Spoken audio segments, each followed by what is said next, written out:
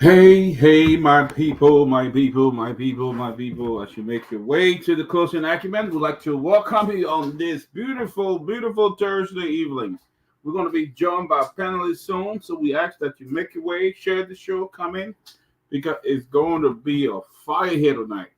Oh my goodness, corruption in the house, corruption, corruption, corruption. So, guys, as you make your way, we say welcome, welcome. The news, the news, the news, the news is beyond all news today. So, we actually to make your way, come on, and let's begin this show. It's going to be a fire-packed show today because we're going to be talking about some of the worst thing, the corruption and things that are happening in that country. Welcome, Grace. Welcome, Tomalin, George. It's going to be a piece of stuff today. Corruption. Boy, millions of dollars being a share in Morovia. Oh my goodness, it's not easy. I mean, people steal money and share among other people. Wow, it's going to be tough today. So don't miss this show, guys. Don't miss it. We're going to be here. We're going to dissect everything from the beginning to the end. So you just don't want to miss it. Welcome, Grace Guar. Thank you. Thank you, Peabody. Welcome Good. to Mr. Tomalin. Tomalin, I like I can't see you wearing. No, I can't afford it. I'm going to say you got money or you wasn't the people in that brush sharing 30 million. I know, right? Yeah, but you look nice. Thank you. Yeah. Yeah. Peabody always trying to hit Umpa. We can't even talk about him. He is the real money maker on this platform. All right. Chris, I know, Chris. I want to see you. The kind of money you got, Chris. Look That's at funny. Look at Yeah. Chris, not easy. I will beg you to pay for my food when we go to Maka on Saturday. Oh, that's gonna be a problem. That it can't be. It's not gonna be a problem, Chris. It's gonna Yeah, be on the house. we'll be at Maka place on Saturday. Maka is having the more festival. So Yes, we'll be there. We'll be there. We will be there in so full. how many bowls of Doma are eating you? How much do you want to eat, Chris? Huh? Hmm? I won't bring some home, man. I won't take away. You come here alone. You come here alone, Grace. Yeah, come here alone. I won't eat. I won't eat one on the spot, and then I won't bring two bowls home, and then I won't bring another pepper soup by itself. My own food. This Saturday, man. What that flyer to me? We just probably can pull one out. So for Yeah, the I sent it. I sent it in the chat room. Then the guy didn't put. yeah. Yeah, Maka. Let's put that up this Saturday. I'm going though. I'm so busy, but there's one part I gotta miss. I'm leaving from here, God's willing, 10 o'clock in the morning to get there on time and prepare my stomach to swallow that doom. Swallow it good. Swallow it good. Stuff So like that. you were kind early, and then you will be leaving for tomorrow. You can't go tomorrow. I will come later. Yeah. I'll come. I'll leave. I'm hoping to be there by 12 in the afternoon. Okay. I will come there. I'm going to come. Do my best to come as well. And you're coming to my house on the 26th. We will be beating tomorrow live for you. Oh yeah. Well, what is happening with our viewer comments? Yeah. Oh no, I'm trying to see what happened.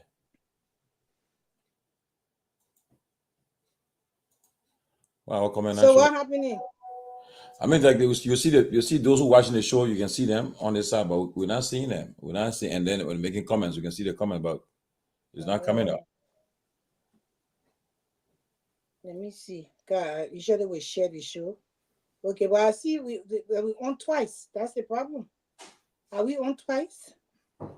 Our viewer comment is not coming up. They put know what was coming to talk about today. They already starting to hijack. Wow. Imagine. I see corruption happening in the country. Why would And I don't want us to go out and come back. Okay.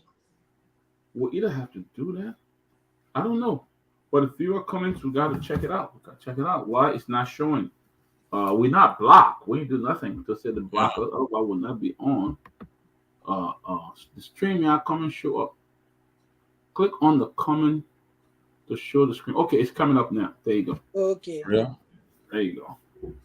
There you so go. It means that something was not right. Welcome, Christian Robert. Yeah. But yeah, they will be there. It's a market going to have You know what? I can't wait to eat at Right, my place. right. That duma and the grumpy soup. Oh my goodness. With a little bit of Really gold, like it. the little bit of gold in it, the fish and the chicken and thing like that. Oh, not Log off and come back on. Okay, I don't see my stream. you can't see your string. Yeah, I'll come back on. Your string is very clear. We can see it very clear. Yeah, but maybe he can see. Mhm. Yeah, that tomorrow I will Yeah, eat one bowl of tomorrow there. Then I will eat rice and something. Then I will bring one bowl of tomorrow home. That's so when some I eat people one duma, I can't eat again. When I eat one but yeah, duma, let me go. after Huh? 3 hours you gotta be hungry again. What your problem? You're not gonna eat in the morning. I'm not eating in the morning before I can there. Yeah, normally I just drink tea. I just drink a cup of tea. I normally drink hot tea and then come in the morning. So you on diet? You Huh? dieting? You Mm-mm. dieting? That's how I do. I like to drink a hot tea, eat something light, and then come back on. Yeah.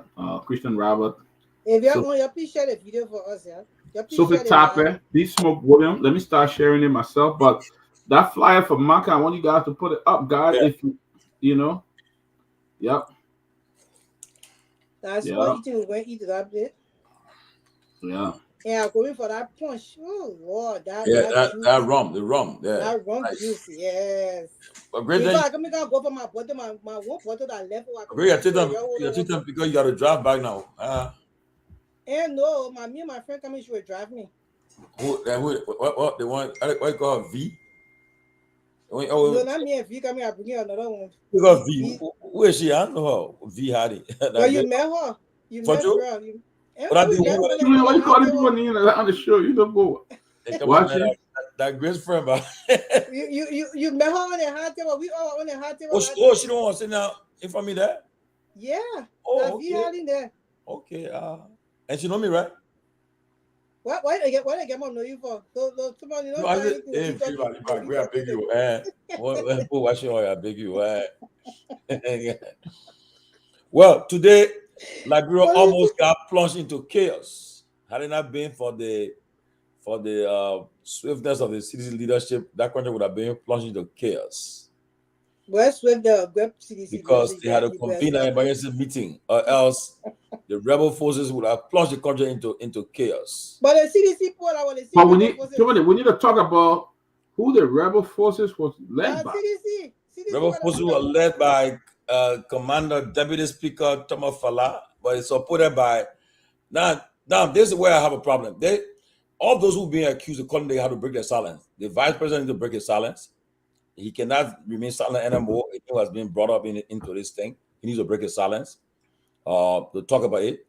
President Boga needs to break his silence. That statement issued by the deputy minister, the acting minister Sano, that statement is nothing. It doesn't represent anything. He's just trying to distract, but it's serious. No, Grace, $1,225,000 in cash. That's more money. Dang. Play whistle. Okay. Okay. Yeah, people got money in our country. What play whistle? $1,225,000. And look, all the people who signed that document, who got the money. Let me say this. Tomorrow, you should go to the district, to their homes. All your constituents should go to their homes. To just stay in line, they'll give us the money. They got the money already. They'll give you money to do business. So if you're in District 1 in Bomi, District 2 in Grand Cayman, District 5 in Lofa, District 3 in Maryland, District 3 in Bapolu, District 8 in Nima, District 4 in Bong, District 4 in Basso, District 2 in Nima, District 1 in Basso, District 3 in Bomi, District 4 in... Look, you go to the district. I'll call their names there. You all go to them. They got your money. You need to call the lawmaker name. Yes, they got your money. Go there for business money. Yes, they got your money. And then Jim Fuller, the guy, I mean, Grace, the people are doing corruption and the guys, they still stealing. As he give you 50,000, he take 200 from there. Yeah, he take 200 from there for consultancy. For taxes. Yeah. He gave 50,000, he take 2,200 from there. He said that taxes. He said that consultancy fee. Oh my God. Man, oh Grace, I lied to you. I mean, it's so sad. It's bad. But and Grace and Peabody, look, I know we're not started already. We're already in the thing already. There's no way. First of all, we gotta establish where the money came from. Yes. We already get information, and if your name is, if they call your name, you come forward and to exonerate yourself because they calling your names, so you gotta come forward. Okay, they accuse the vice president, they accuse Mo Ali, they accuse the minister of transport. You gotta come forward. They cannot be silent. You gotta break their silence. They come forward. You gotta break their silence and come and say, look, and you cannot be silent because again, as I speak. All these videos, and Grace, that whole video, if they didn't get sanctioned, they don't want to get sanctioned. I see. I know it's bribery. The U.S. government also helped us to fund the Liberian government, and that the money, the taxpayer money, they're using to come and share. The country is so hard. People, school open already. People haven't sent their children to school yet. People, and you see what they are doing to the people. It's sad. It's sad. No joke. It's sad. You know, money is in that country. This thing just shows that Liberia, there should not be any proper poor person living in that country because the money is there. A few group of people just decided to hijack everything and use that money and source and make themselves rich. And that's the reason why Liberian people need to go to each of the lawmakers that took that bribe. And they need to go there so they can get in a small business to open small money to open their small businesses or open what they need to open or do what they need to do. It would just be fair for that to happen. But money is in that country, and it shows that Liberian people that these people are messing with you on a regular basis because Liberian got money. For those people to have that kind of money and be sharing their money themselves to sign to remove a certain speaker of the house, then it means that the country got enough money. Why is it that this money came from a certain ministry? Was it put in the budget because of that? Because how they see the money they put in the budget, they go and take it all and then they use it to bribe each other for things that they want to be done in the country to benefit them, their political party, and the evilness, I would say. So money in the country, my people today we say. We have Representative Yeke Kehleboe on the phone already. Yeke want to start the show. Honorable Kehleboe, you are live on the closing argument. Am I on your show? Yeah, you are live. You are live. Hello, Honorable Kehleboe. I'm actually gearing up to come. I will be in Liberia very soon. And let me say the coup to overthrow Speaker Kufa have failed. You remember the situation with the late father-in-law Samuel Doe and Flazamito, right? Yeah. Where the late Samuel Doe said AK-47, it couldn't make it. 50 caliber. Yes, it couldn't make it. So all of the weapons have failed. And we are going to go after everybody that are involved. If our investigation carry us to the Vice President Jeremiah Kun, we will go after him with no fear. We will go after him with no fear. If Jeremiah Kun want to run after somebody, he should be after Joseph Boakai, not after the speaker. Look, people do not want the horse to be audited, and the horse will have to be audited by all costs. When I put that thing on my page and said they want to remove the speaker, people started saying, "Oh, you get lie. They may not crazy man." When I said people are receiving $15,000 US to remove the speaker, people say, "Well, lie." Today it has come to reality. And I said today in my post that Mo Ali, Water and Sewer gave 150,000 towards the removal of the speaker. 150,000 US. 150,000 US towards the removal of the speaker. Transport Ministry gave 600,000 towards the removal of the speaker. I stand by my source. My sources are 100% correct, and my sources are correct, and I stand by my source. Look, let me tell you something. Let me tell you something today. They think people joking will get it to their feet. Jeremiah Kun will get it to his feet. our investigation conclusion will be given to us on Monday. At that time, I will join the fight. They were very lucky today. I was not in the country. When I get to Liberia, I will put on my page when I was supposed to go back to the country after my treatment, and when I changed my ticket to come to Liberia because of this situation. We will not sit and people hijack justice. People store money in their country. They're keeping money to their horses. People are carrying on money laundering. You see, you know, people have money carrying around in cars. Look at that. To give people money to remove the speaker. Wow. That's money laundering. That's money laundering. No, people have to be investigated. And I will ask the speaker to set that co-martial bowl, and I will be, and let him name me the chair of the co-martial bowl. Oh, go to jail. 2 hours. In 2 hours, I will come with my funny. Wow. 2 hours, I will come with my funny because I got all my evidence already. We can sit and people hijack, people think they will steal money. No, when you order the horse, the senator of Mankibi County, why they name the former speaker, Nukwe will come down. Nukwe will fall when you order the horse. When you order the horse, Jeremiah Ko, the biggest criminal of our time, will fall. When you order the horse, the criminal that got 75 cum laude, and Thomas Fara will fall. Those names, he got doctorate degree in stealing. Those are the people that author the budget. When you talk, then they say you can cause. No, provocation can make people to say things what they don't want to say. Why people should make fun of the Liberia people? You know the people call me in Tomalin to tell me, oh my man, we want to remove the speaker.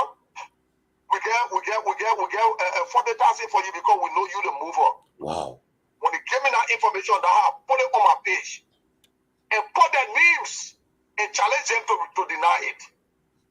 Those same criminals that I got on recording, and I will put it on my page when I enter the country, when they were signing the recap budget in the hallway, they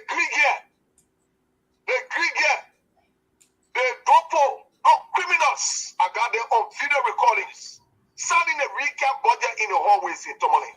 What kind of disgrace is it? We say no money in the country. Our mothers cannot go to hospital. Our mothers cannot get money. The nurses cannot be paid. But we got money in the bag.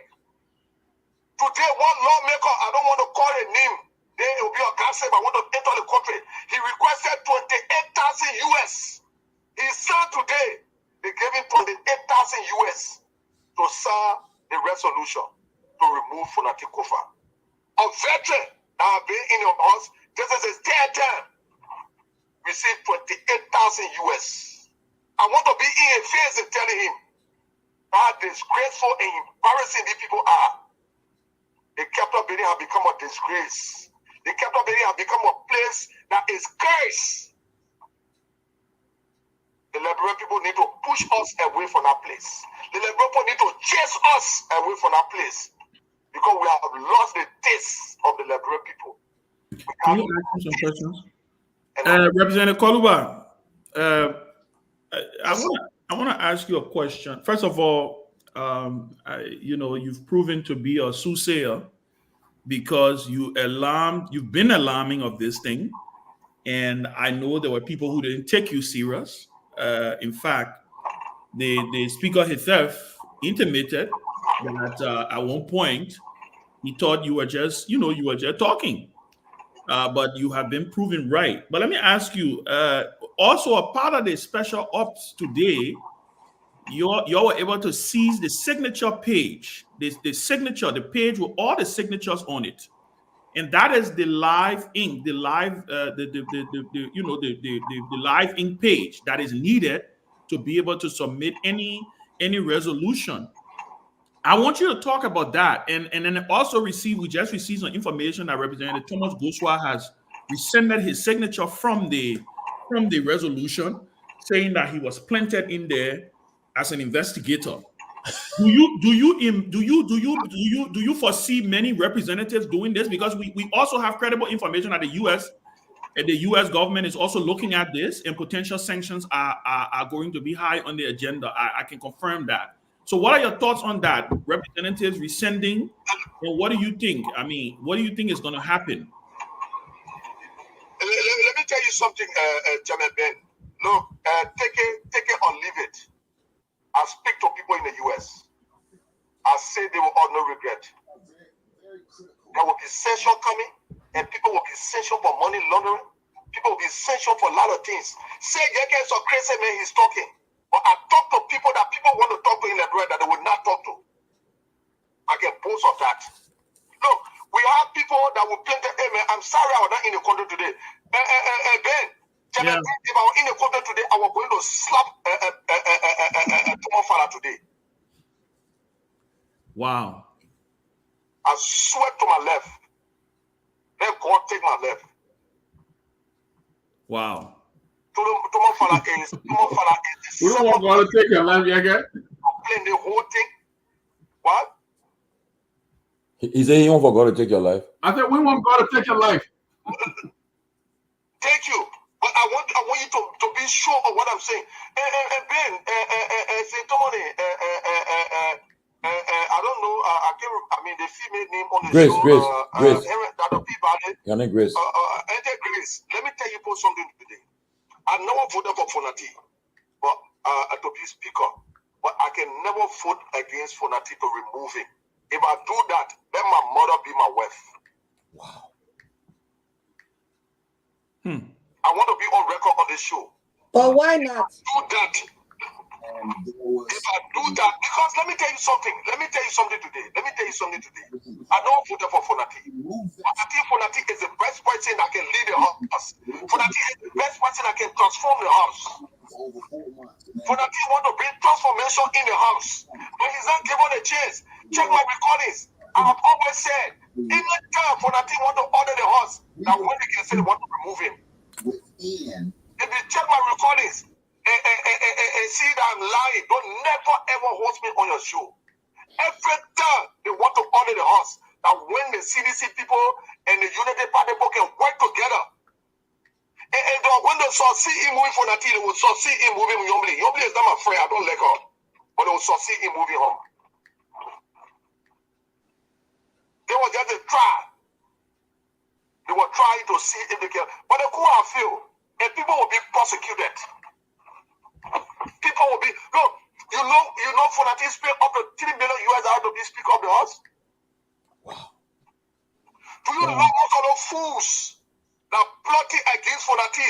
Fonati gave someone up to $100,000 US to vote for him. So it means that he bribed you. So.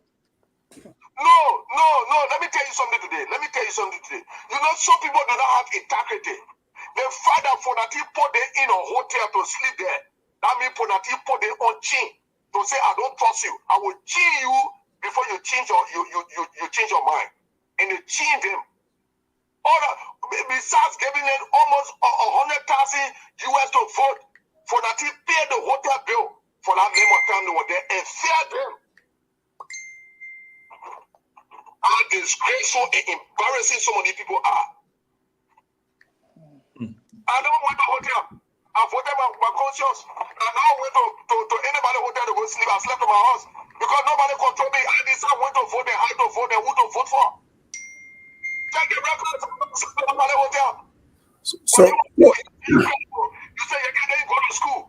You guys are educated. You were educated. You got degree in stealing. Somebody put you on chain and say you are German. Will put you on chain before you cut the chain. When you finish voting, you're losing the chain. Honorable Yaga Kolba, can we ask you some questions? Yeah, go ahead. My name is Kehleboe Gongloe. Let me just tell you. I'm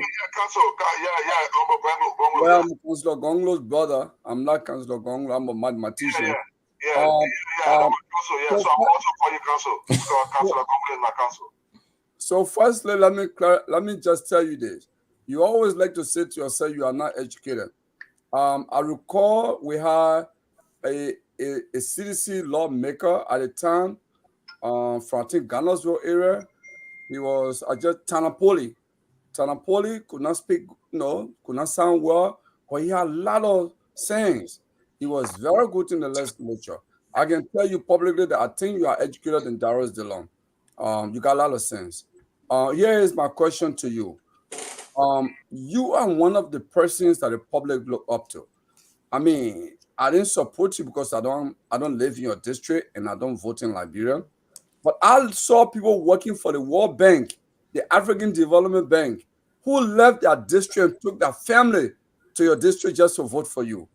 I mean, I listened to them. So my question to you is, when you return to Liberia, when you come back from your break or whatever, are you willing to work to mobilize the grassroots in Monrovia to have a certain action at the legislature and call for an audit, a mandatory audit of the legislature? So a level I alone the audit should start tomorrow. Look, we have caused a lot of problems in the country. Look, we are criminals. We have stolen a lot of money. The problem in Liberia is the national legislature. We could now with the executive to steal. The executive will put money in the budget and will tell the executive, so long you get 50,000 there, we'll put 100,000 there. You will not criticize us, we will not criticize you. So we have done a lot of things. We have done a lot of things. If you order that house, look, the international community need to censure all of us in our house until the house is audited. If we can't agree for the house, we have to agree for the house to be audited. So the only thing they can do is to put restriction on us. We shouldn't cross the road to even go to Banga until the house is audited. People got money and hiding it in their home. The first thing that Tomo Fala and acting that money. You know Tomo Fala get almost 25 tons with their company like Ibomi. What they company name? The money company. Western Cluster or BMB? Western Cluster. Tomo Fala get 25 tons there. How many you think Jeremiah has there? How many Jeremiah has? Yeah, you get a mention, man. The whole company. Jeremiah could get the whole company. No, the Western Cluster is owned by lawmakers. Wow. Yes, I challenge them to prove me wrong. I can bet my left. If let it come, I can bet my left. Don't go to the Supreme Court. I can bet my left. Representative Kehleboe, I have a question for you quick. So Yeah, I want to know you see, for me, I don't feel sorry for any side in this whole thing. I just want to know whether you think that Fanati Kofa, who is the lawmaker, the House of Representatives, he had this time to audit this house. In my mind, what I'm thinking is that he held this thing over these people here for a long time, thinking that maybe they don't want to, they're not going to sanction him because he got this on them. So now that they have rallied around to get signature to sanction him, now that he coming up saying that he wants to audit the house. If he wanted to audit the house, he should have audited the house ever since. What was he waiting for? Was he holding this thing on these people here? That's my question. I don't understand why he was waiting for ever since to audit this house. Why now? Mama, let me tell you something. Look, people may think I am trying to talk for Fonati. Fonati did not give me $5. I did not vote for Fonati. I voted my conscience for somebody that don't have $5 to eat for yourself. He living inside Banabe Estates, and the rat going in your house and coming outside, Buga prayer going in your room and coming outside. Because I thought in my mind, if I was going to vote for Fonati, people are going to say you're running after money. So I voted because I don't want people to say I'm going after money. Fonati have made it. No, this is not the first time. You remember before they said they wanted to move Fonati, right? It was one of the times that he said he wanted to order the house. This is the third time Fonati have made an attempt to order the house. And this time around, he said he wanted to do system audit. And they got to know that the audit is going on outside of the Capitol building. That was surprise them. For Fonati to catch them unaware. Now we're going on right now. So right now he's auditing the house. That's why they want to sanction him. Because he's... Yes, that's one of the reasons. That's one of the main reasons. That's why you found former speakers and senators are gang up against Fonati Kofa. They get money in a basket bag, in carton going around. Hey man, the country suffering a day, man. You get one lawmaker 28,000. You get one lawmaker 25,000. You promise me 40,000. When I signed the resolution, my man, I only you was scared of. Honorable, Roll it up. I said, Father, you can't sell it to me. Let brother will hear it. Honorable Kehleboe, let me ask you. Do you believe that the Vice President Jeremiah Coon is involved in this plot? He is involved. Not even was involved. He is involved. That man is a traitor. That man is a serious criminal. That man is an embarrassment to existence. Do you think that there's rope that I understand he's involved in the other two? Do you think he was involved into that misappropriation of the money as well? Jeremiah is involved with stealing. You see that the English I don't let to hear. You see your poor people, some of you put a problem in the country here. Common man steal, you will say rule. When we the lawmakers steal, you say embezzle. Now you say misappropriation. Well, you see, when the common man steal, you will not say misappropriation, right? You did not misappropriate. Sorry, I did not go to school, so if I speak the English that is wrong, please correct me. Jeremiah did not misappropriate. Jeremiah stole. So I don't let you hear misappropriation. Some of you poor people need to go to jail for misinforming. That you did like broad English. So you said Jeremiah Coon stole as well. So let me ask you this question, Oliver Kehleboe. What did they get $1.something million in cash to be dividing around? How did they get that kind of money? Bossman. Yes. I could not keep money in the bank.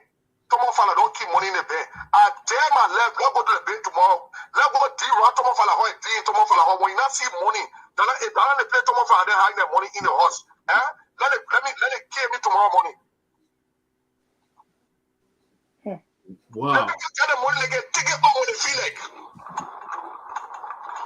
What about Kehleboe? I heard that about $30 million between a few guys. The Vice President Coon.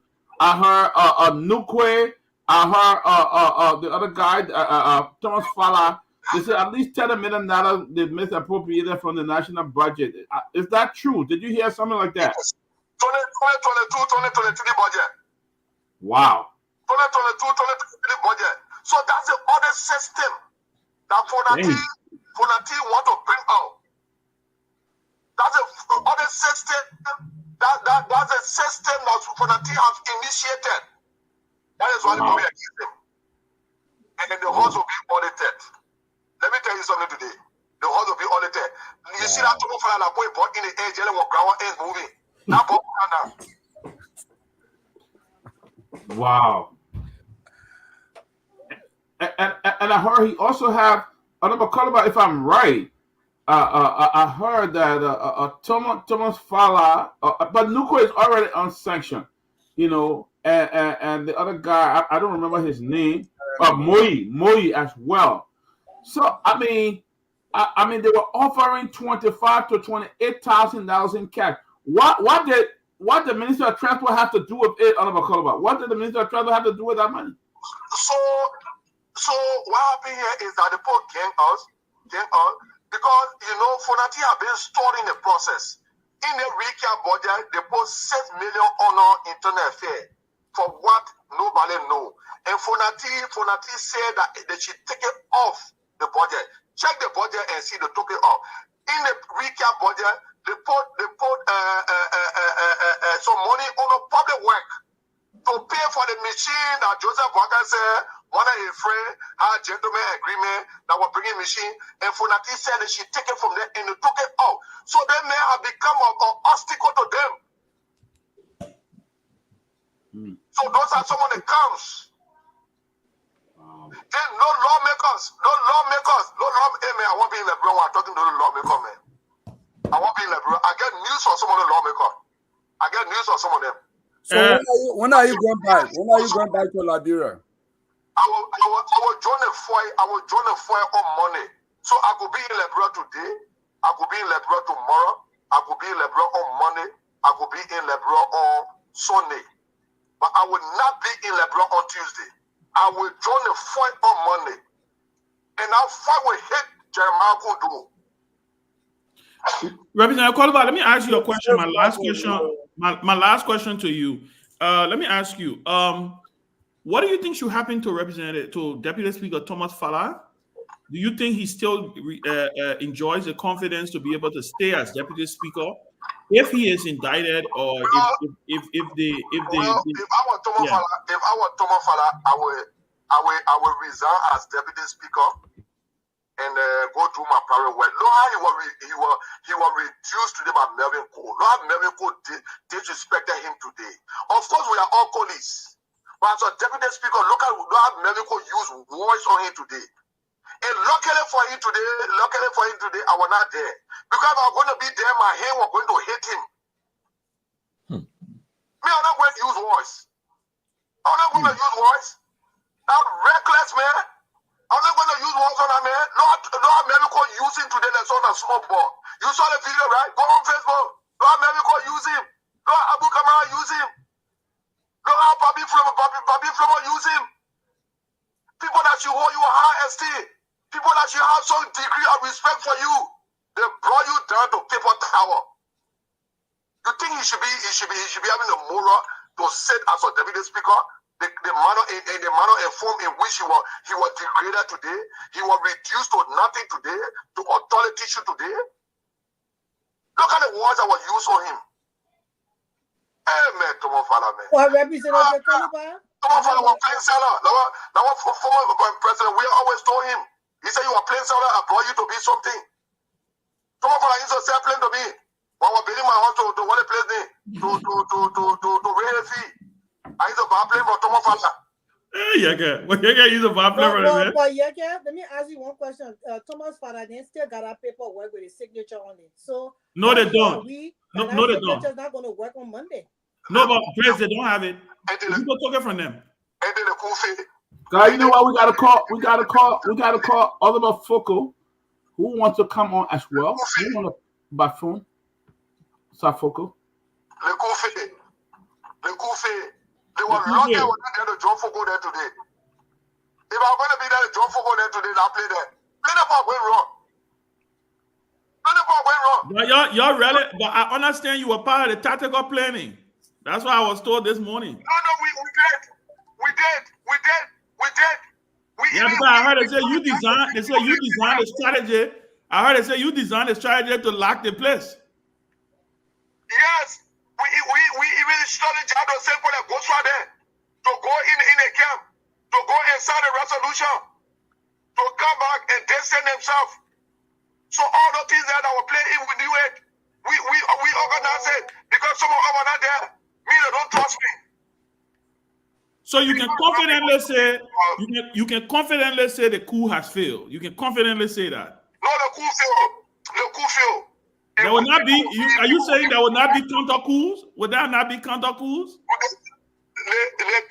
coup have failed. People will be court-martial.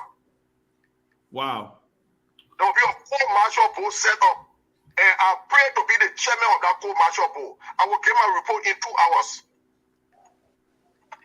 Wow. Well, Representative Kehleboe, we thank you. We thank you for and we're definitely be in touch with you. This is a developing story. We want to call Representative Foco also, but we want to thank you and please keep us informed as you head to Monrovia. I will do that. I will join the fight on Monday. Don't worry.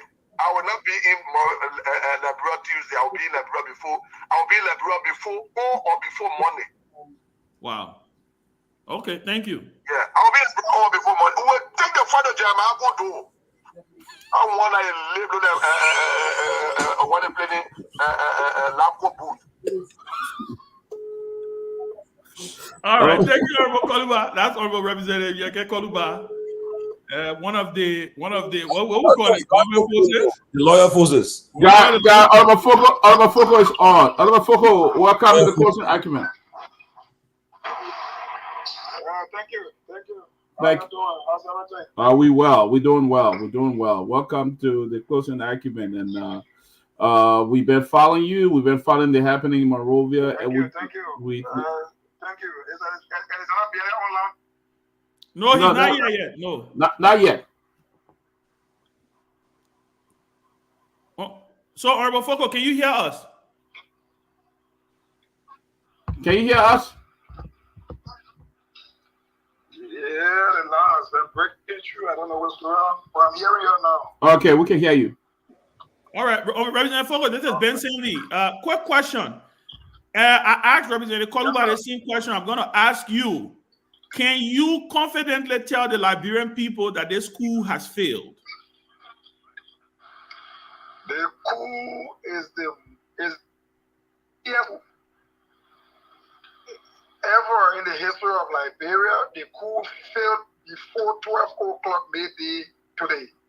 The coup failed, and as I speak to you now, everybody whose signature seems to have appeared on one quasi paper on the phone, and all of those people now, they are coming under covers. Oh, we didn't sign. One of our old senators, somebody take. In fact, we've been verifying the signatures, and somebody signed for somebody 2, 3, 4 times, signing for other people. Posting on Facebook saying that, they did not sign, and they don't know how their signature got over there. It was this, it was that, but that coup is the cheapest and laziest coup ever. But what happened to the speaker that we have here is he's a unifier. He's still saying to everybody, he's asking everybody to remain calm. Tuesday he will preside, and everything will get back to normal. Everything, we are on course right now, and things are stable, and we are moving currently. Some of those guys who need appear on the coup, they are calling some of us now to have a reconciliatory conversation with us. But we are not interested in whatever the case is. We don't hold anything personal. We are Liberians. We fought for the country today. We fought to save Liberia because the executive has fallen already. It's already drowning into the sea right behind the executive mansion. We cannot allow that to happen to the legislature, which is the only hope for the Liberian people. So what we did today, we did it for our generation. We did it for the generation to come, and we did it for the generation yesterday. What happened to this gun budget? There were a lot of unscrupulous criminal acts. Done, and the speaker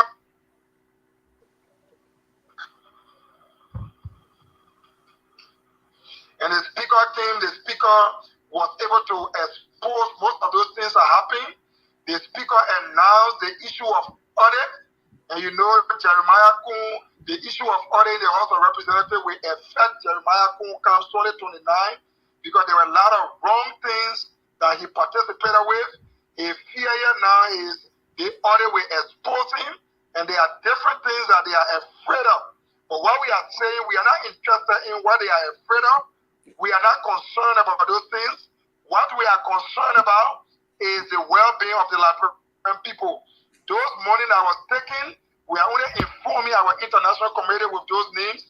We already have a report that will be taken to LSCC tomorrow because we have evidence of bribery, and this money was being given by the Unity Party-led government, Joseph Walker and Jeremiah Kuhn, to come and remove a legitimate speaker because the budget will be to us on the 30th or the 31st of this month.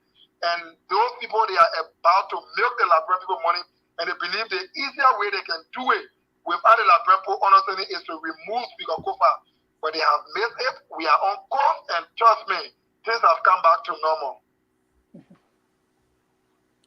Yeah, I think. Representative Foco, in Tomalin, George. It's good to talk to you again. I want to say thank you for helping to save our country from getting plunged into chaos today. History will forever remember you. My question is, do you know exactly who is the main person that was giving this money out? Do you know who the person was giving this money out to these lawmakers? Who are giving this money out, giving it out?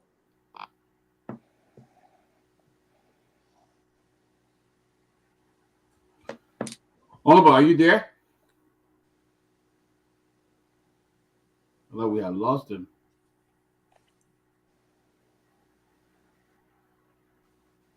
Yeah, we gotta call him back. I gotta call him back. My thing is that I hope the way they are ensuring that this coup has failed, that's the same way they will ensure that this audit be done in the House of Representatives. It's So very important. Grace, let me get you some more information. For that to happen. The audit. And I was trying to get confirmation if I could say this. The audit is on. Okay. People did not know. And He's back. He's back. If I win of it, and that's why they decided to pull this coup. He's back. Yeah, okay. Honorable Fogo, from Tomalin, George, I want to say, as I said again, thanks for saving our country today from getting plunged into chaos. The history for all remember you. But my question is, do you know who the exact people that were giving this money out to the lawmakers? You know who are dishing the money out? Who are the people? Do you know who the people that were giving the money out to the lawmaker? Basically, today the money was caught in the representative from Bon County, James Coulet. The money was caught in his hand. And on record for recordings that we have that we'll be putting out tomorrow on our Facebook pages. And we'll have a live press conference tomorrow. There are names that we're here, but tonight we don't want to let it carry the bear. But James Coulet was one of the distributors of the money today. But for the recordings tomorrow is our trump card. And we're going to place that. We put that on a card. And we're going to be sending that to all of our international partners in Liberia. I will be holding that press conference tomorrow late here. And the press is invited. Wow. Anybody, Grace? Kehleboe. Yes. Okay. Grace want to go. You ought to let it. Go ahead. Okay, so do you know whether, Honorable Foco, welcome to the platform. Do you know whether they're going to be investigating this whole scenario, this thing that happened, or they're just going to leave it because the coup has failed? Are you guys putting anything in perspective? I'm not getting you clearly, please. Okay. Go ahead. Repeat, Grace. So are you all putting perspective in place? Are you all putting any legal action in place for this to be investigated? Since you already know that this was a whole bribery thing. I don't know, but it's not. She said, are you putting any perspective in place to investigate this plot that took place today? Am I right, Grace? Yes. Yes, we are. We You gotta mute yourself. We have a meeting by 2 a.m. somewhere tonight in Liberia. There will be a meeting midnight, which is tomorrow morning by 2 a.m. We are putting everything in place, and trust me, we are in charge. As I speak to you right now, things are under control. So by tomorrow midday, you will hear some of those things, and we'll be placing it out to the press. And I will be willing to come on your show tomorrow, Great. and to explain some of those things in detail. That'll be very good. That'll be very good to have you on. So let me while the representative on, let me break some news here. 3 more representatives have also rescinded their signatures. Representative Luther Collins, Thomas Goswa, and Gizi Collins. Gizi Collins. Yes, those 3 have rescinded their signatures already. Yes. So the number is the people who have taken their signature away. The number is actually 11, but the rest of the people told us to keep it private until we're done with the press conference. Or on Monday we'll be breaking the other earth on Monday. But they have said, and some of those people we are writing the U.S. government because most of them are people who are green card holders, and we're going to write their government to inform the American government that these people are involved with bribery, corruption, and whatever the situation is. So we are not taking this lightly. We're going to make sure we protect the future of the next generation to come. Did you speak to the speaker? Have you spoken to the speaker? Is he in touch with you guys? You got to repeat the question. He said that are you in touch with the speaker? Have you spoken to you guys? No, we lost. I think we lost him. Elon Musk. I mean, the Sony. Let me call him. No, not Elon Musk, man. Please leave Elon Musk out of your problem. But listen, guys, it's breaking, and news is breaking as we speak. And Grace, like I was saying, the audit, I can confirm, the audit is ongoing. In fact, it's almost 90% complete. And this is what triggered from the information that we are receiving, is that the speaker was getting ready to release this on the 25th of October. So they pulled the trigger because they knew he was getting ready to release the report. Okay, and then my other question is that people are rescinding their signature right now. Why are they doing it? Are they going to still hold these people accountable for putting their signature on that paper? So there were some people. So I'm also speaking to folks in the camp, like Goshua. It is He's true. back. He's back. He's back. Goshua was sent. Ben, ask your question. Okay, Honorable Fogo, I was asking is the team, right? Because, I mean, you guys operated today like a real special forces tag team. I mean, when I saw the precision at which you were coordinating between you, Marvin Cole, what's his name? Abu Kamara. I mean, I literally saw a very important, I saw well coordination. Are you guys in touch with the speaker? Do you guys have like a war room that you're playing these things? I mean, because everything was really well planned, I must admit. Have you spoken to the speaker? And when is the speaker back? I have not spoken to this. I have not spoken to the speaker. In all fairness, since 2-3 days, I have not spoken to him. And I see what I did today. I did it for the Liberian people. Okay. It is not about the speaker, and the speaker is still very calm in the chat room. He's still playing our leadership role. But our coordination tonight, for us, we don't talk. We are good planners. I work at the legislature as a staffer for 9 years.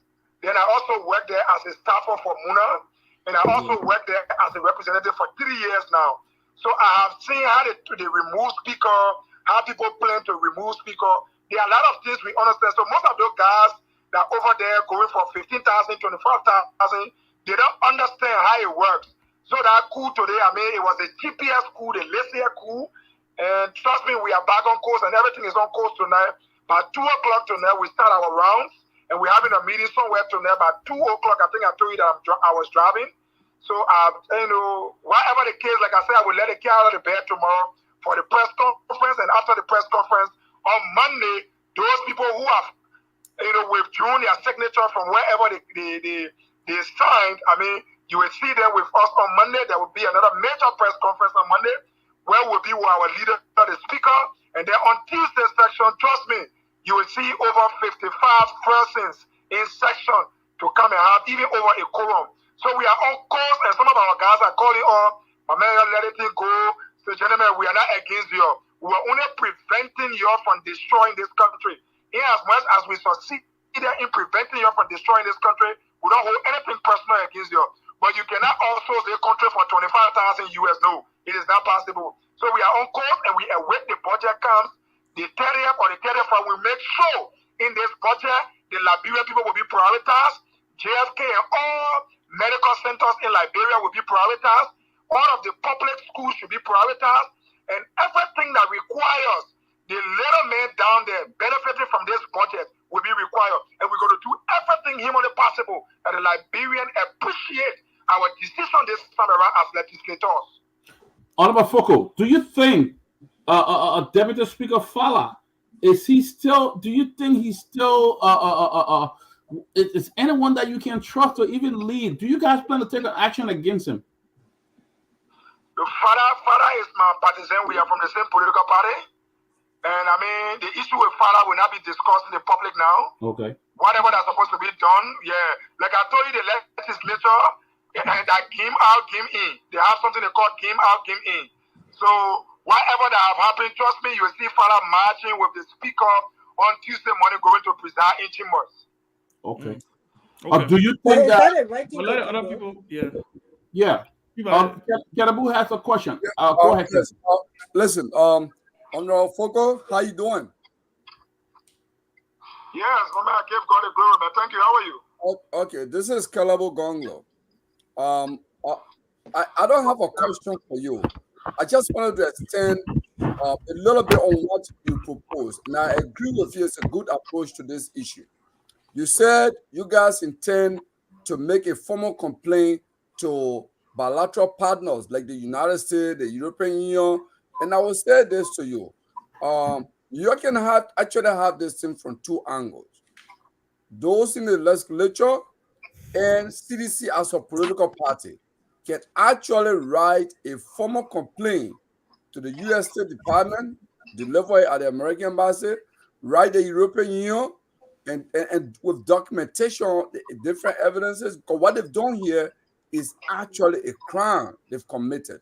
And you can also write the Minister of Justice to commission an investigation into this, because bribing is a crime under the Liberian law. That communication should also go to ECOWAS, should go to ECOWAS, should go to the AU, and once you go to the United Nations Human Rights Commission. I think we should do that, a massive international communication that will bring the folks involved in this criminal act to their senses. And I think that's what we should do. So watch the process between now and Monday and see what happens. But we make sure that we follow this process to the end. I mean, there is no amount of money that is important to me than serving the Liberian people in the right way and respecting the law. So here, as much as we stay here on the side of the Liberian people, I mean, trust me, everything, the due process will be done. And watch it between tomorrow, 1 o'clock up to Monday, and let's see what happens. Lofa Julius, go ahead. Fellows, Ichokene. Oh, look at Joey.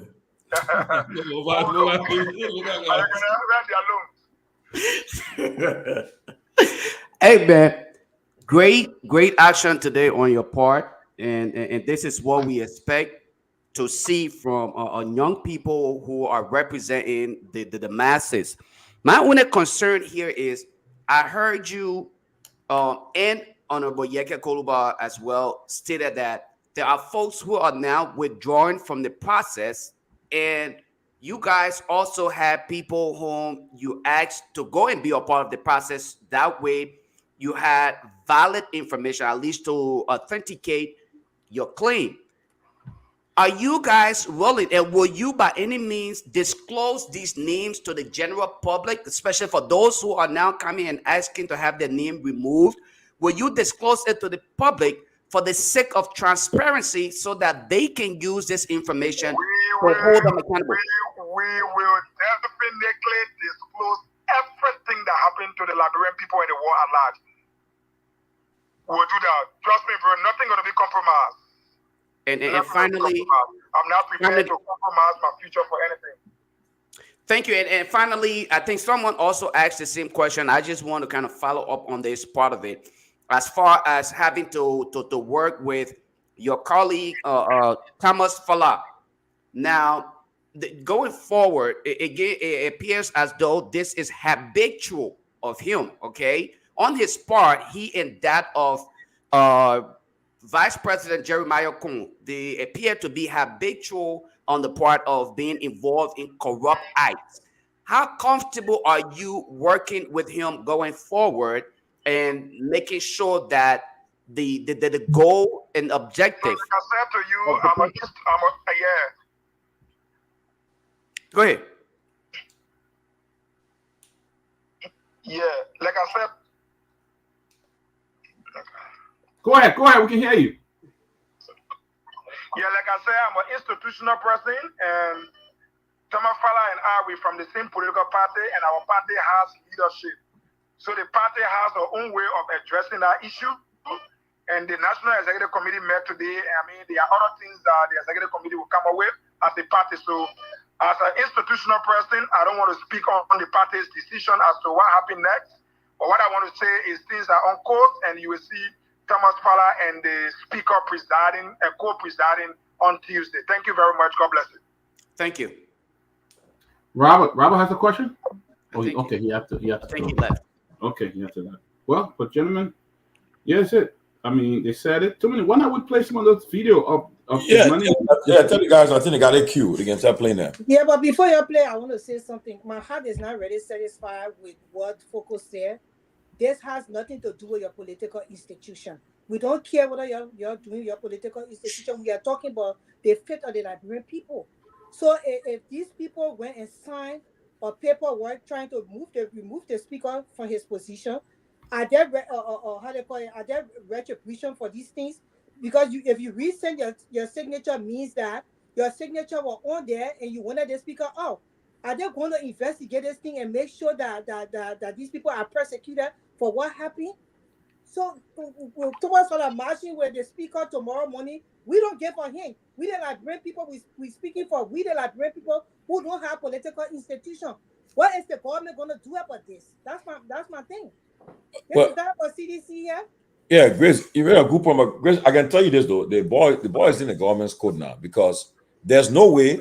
I mean, you cannot be Joseph Boakai cannot be president of Liberia, and $1.2 million was set aside to bribe lawmakers to remove the sitting speaker, and he won't ask the question where the money came from, and then number two, his vice president his name is linked to it. He got to ask the question.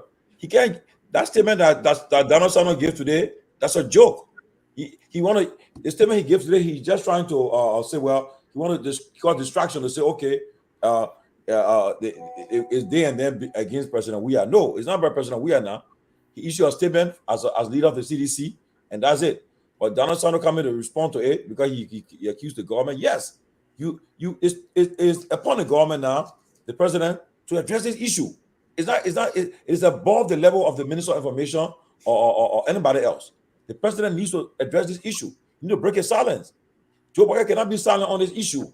He cannot. But what about the House of Representatives? They need to break their silence as well. The speaker is coming. As a house, they just told you the speaker is coming. They're having a session on Tuesday, and when they get what would you say? Let's what happen on Tuesday. When the speaker arrive and he preside over the session he'll be having on Tuesday. Based on that what was discussed at that sitting, then we'll know where it's heading. But again, the president of the nation cannot sit silent and be silent on this issue. President Joe Boakai is on obligation to Liberian people to break his silence. Okay? And also Vice President Kuhn is on obligation to break his silence too. He has a link to this thing. You got to break his silence. You cannot be silent because you can't speak. It's time to say, well, what evidence? You got to break your silence. You got to talk about it. You got to exonerate yourself. Oh, Ali, he got to break his silence too. My friend and brother, he are going to college together. Ralph Sirleaf, Minister of Transport. You got to break his silence. You got to break his silence. You cannot. It's not time to say, well, no. These are serious things that happen. And before I end, for Robert to come in, you have evidence of video. You don't say the thing that just talk. Here, a lawmaker say yes, the money I receive. If even though the man who get the money to collect to the taxes from there too, 2.5 from all the money, from all the taxes from there too. I mean, all in that thing. I mean, the poor in corruption is just stealing. Corruption adding on corruption. Thank you. Thank you.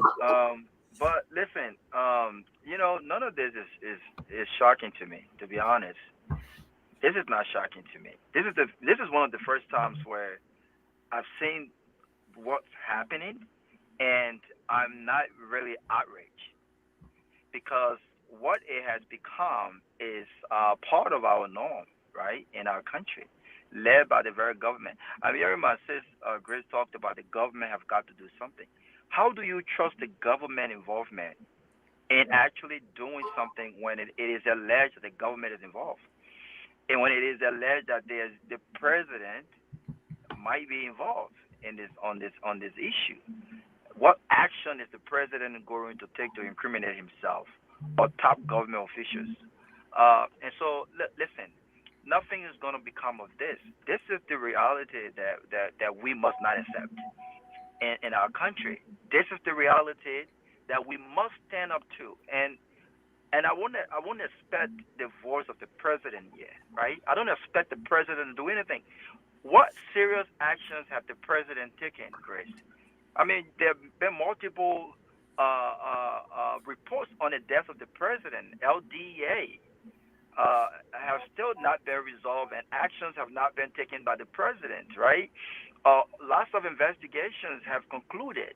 The president have yet to act on any of these investigations. So when do you think he's going to come from Italy, get briefed on this matter, launch another investigation that might take months, and then guess what's going to happen? The next headline might occur. This is the reality that we must stand up to, and I think that it will take men and women who must say, you know what, enough is enough. I watched Representative Cullen live today, and when he held that $15,000 in his hand, I'm thinking to myself, but this is the very government that said they did not have money. Can we mute if we're not speaking, please? This is the very government that said that they did not have money to pay bills when it came to Lone Star. The government is indebted to hotels, RIJ. They owe them thousands of dollars, right? A Colony Hotel, right? They are indebted to airlines. They are indebted to the very players, those poor kids. Those kids, 80% of them play local football. They're not making money, right? They can barely pay them $1,000 a parent's fee. But you have a lawmaker, showing up $15,000. I mean, $15,000 is a lot of money to a lot of people in Liberia, right? We're in the millions. In Liberia, even in America, you have $50,000 that's more money. I'm just saying, for people who have not seen that kind of money, right? I mean, for people who have not seen that kind of money, especially almost 100, maybe 99% of the constituents of those lawmakers, right? Who many of whom going to bed tonight and probably have not even eaten a good 3-course meal.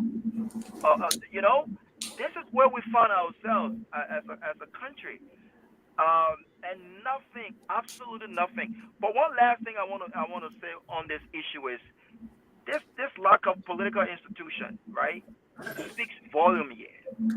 To see the deputy speaker and the speaker of the house, both of whom come from the same political party, being caught up in this power struggle, right?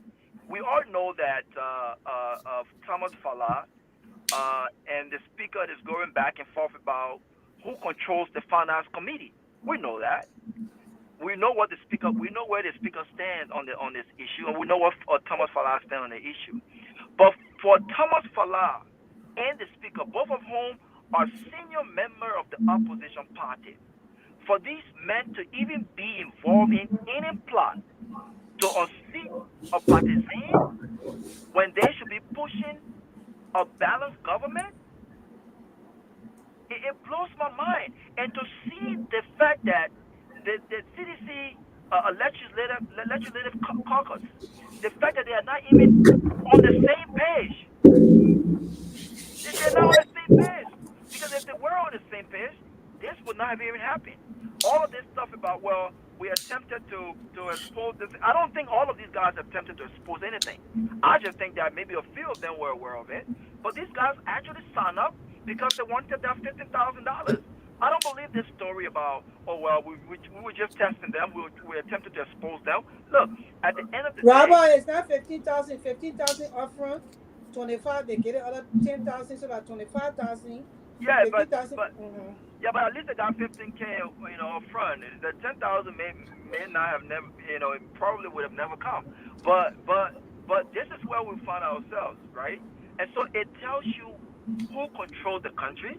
It tells you the percentage of folks that are actually enjoying the benefit of our country, and it tells you why majority of the people are basically lingering in abject poverty. This is the country that we have, and I don't expect anything significant to come out of it. Is this a crime? Absolutely, it's a crime. Would the government act on this? I don't foresee this happening. So I want to kind of chime in on here with that the issue of where is the money coming from. And I know I heard folks mention the fact that, hey, the government claimed to be broke, but let us also take into consideration these guys did not start stealing today. I mean, it's been a continuous process. So individually, they are wealthy. They're stealing money. You're seeing some of them building hospitals, they are building universities. They have money, stolen money, like Honorable Yeke Koluba said. The money are buried in their homes. So it will not directly come from the executive branch, But again, because they are so corrupt in their mind, they understand how to manipulate the system. And that's why it was enshrined in the way where it was done to the budgeted. And that's why you have the likes of Mo Ali, who depended on seditions yesterday to sit today instead of having to use funds that were allocated to that agency for its intended purpose. He's now using it for corruption, allegedly, and other government institutions that are supposed to be involved. And that's part of the reason why we made this clear. These two institutions are 5 and 6. Nothing is going to be different. And I think that's just it. The money that is being used right now, yes, it is true. It could go towards building of medical facilities. It could go towards building of academic institutions, whether high school, middle school, universities, of so forth. But the reality becomes the people you have are just corrupt. They are corrupt from birth up until the national level. So it's sad for us. I just hope we can actually take calls from the people back home and, of course, in the diaspora, and let us get the people's reaction. Hopefully, we can hear what the people make of this. Let's go forward the show a little bit, and then we can take calls later. God, if you get 10 seconds, okay. Do you really think that, does anyone on this platform think that Mo Ali has $50,000 out of his own money to be writing checks $100,000 or $125,000? Budgetary allocation. Yeah. Budgetary allocation means the money that was given to them through the budget is in his agency possession, and he can use that fund in a corrupt manner, and that's what he's doing. Mo Ali does not have it. What I'm saying is, the point that I'm making here is, to Grace's point, when Grace talked about what the government have to act, the government, how did that get into that budgetary allotment? I mean, the government is involved with this matter. That's the point that I'm making. The government is involved strategically with this matter. There will be names thrown out there, right, and used as scapegoat. At the end of the day, Joseph Boakai cannot look me in the eye and look the Liberian people in the eye and say, well, you know what? I'm not aware of what's happening. There is nothing significant that happens in the country where the executive is not aware of it. This is coming from the executive mansion in collaboration with few greedy, selfish, and inept, opposition lawmakers. This is what it's systemic. So I don't want anyone to have their hopes up that the government will act. Look, 2 weeks later, 3 weeks later, another headline is going to happen, and Liberians will move forward. It's not that we have our hopes of. It's the right thing for the government to do. No, I agree. Is to act. So we will come here and we'll say that they should act. But you know what? But government can serve as judge and jury at the same time. That's but I mean the Liberian people for that then. So our duty here is to tell them to act. But you know what they say? Oh, Mother Duke brought prophecy and Francis or how they call it? The Archbishop Francis, what his name? Or Michael Francis brought prophecy. Frank Togar was the one that actually brought the prophecy to Liberia when they had him on that pole to murder him. When that man told them they would kill themselves and they will continue to kill themselves in the generation of their children, it's coming to pass.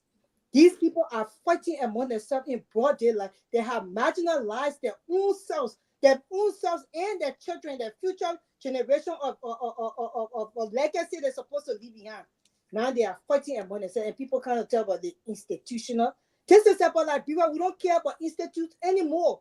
These two parties is not going to lead Liberia anywhere. I keep on seeing the Ben. He will be drinking that in his glass. I know that why he's drinking that apple juice. Then he will take his face. These two. Why did you again? Until these people can go for a whole group of new Liberians to come in with expertise and the technical know-how to bring this country back to where it's supposed to be. These people, Frank Togar prophecy, because at this point in time, I think that prophecy he was giving, it will continue to live on. And Joseph Boakai is very, very, very, very tribalistic. And thank God this is his regime that this is happening. Right now, the Papa living his life. You see the Papa said he's walking straight. Now, before the election, Joseph Boakai not walking straight. All his jaw getting fat. Boakai open, she changed her glasses. And every clothes she wears, the glasses make it mashy. The people living their retirement. We told them that bring people that these people were not ready to lead this country. They were in retirement age. They said no. So this is what happened. So therefore, we'll come here and say, we have nowhere to turn. We can't be calling international community to help us. No. They're the government who bringing this mess. They will have to investigate. Because right now, it has opened wide. Everybody's seeing that there is no way to hide from it. They will have to do the investigation. But Thomas Fala and Fanatic Kofa to be working on Monday, that bull crap. Fanatic Kofa, do you even have the mind to work with Thomas Fala at this point in time because your party? You need to stand up because the budget that you pass, that's same money in our budget that they want more alien taking out to plot against you. So there you go, y'all continue fighting among yourself. Let's play some of that video of the guys, the guy that in studio. If they can put one of those video up, it would be great. Let's play that video of, that's here the actual story of what happened. I know some. I don't think this is it. Quick update. There is this is old. This is not new. Why that's not it. Yeah. Tell me which of the video you sent to them. They got all the videos I sent to them. I got all the videos. They need to get it done before you're projected, please. You gotta be professional, please. We're getting information. Representative Ruby Barry is also withdrawing. What's she withdrawing for? She already there. If that money had gone through the day, she would have been. If it had gone through the day, they would have been part of it. What's the big deal? I want to highlight where our professor is saying. Wasting money to replace a speaker after begging the IMF for an ECF loan violates the terms of the loan arrangement and will cause the IMF to freeze future payments. That's serious. That's why Boga needs to speak. That's why he needs to break his silence. But why are we even going to the IMF, Tomalin? It breaks the very laws in our country. I agree, Robert. But I can confidently say to you. I respect the professor, but I think we should focus on the laws that Ruby Barry, I already signed that thing, so nobody respect her. She withdraw or not. I can confidently say to you that there will be. Need to bring the money back. Let her bring the money back. So tomorrow, what did you do? Then consider go to their homes and share the money. They get in. Listen, I think we should call on the Liberian people. Why go and put a call tonight in these districts to go to these people's homes. They have $50,000. Go to these people's home and request your share of the money. What's that video of them, the guy showing the money? Yeah, I sent it to the guys then. They didn't put it up. Y'all put a video of the guy showing the money. Somebody said eating the money, Raul. So why he wants it? Somebody else said they finish eating the money. They finish.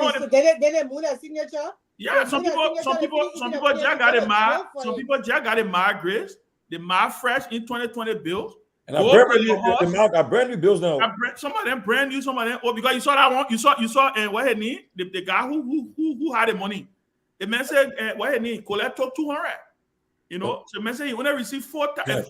I want to showcase that, and then we can go on. We can go on and take some calls. I think we should take a lot of calls tonight. Yeah, I want to showcase that, and then we'll go and take some calls. Why you took 200? Why you didn't take $1,000? No, because the process, they were rushing. The men had a tactical operation. So the men wanted to take more when the men were getting ready to rush with it. Now only 200 you were able to check. Everybody money. 9,004 he got. I can't open that. I would never open that. I can never open that.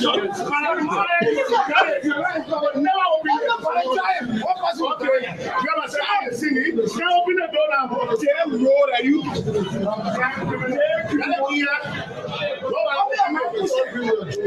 Yeah, no problem. You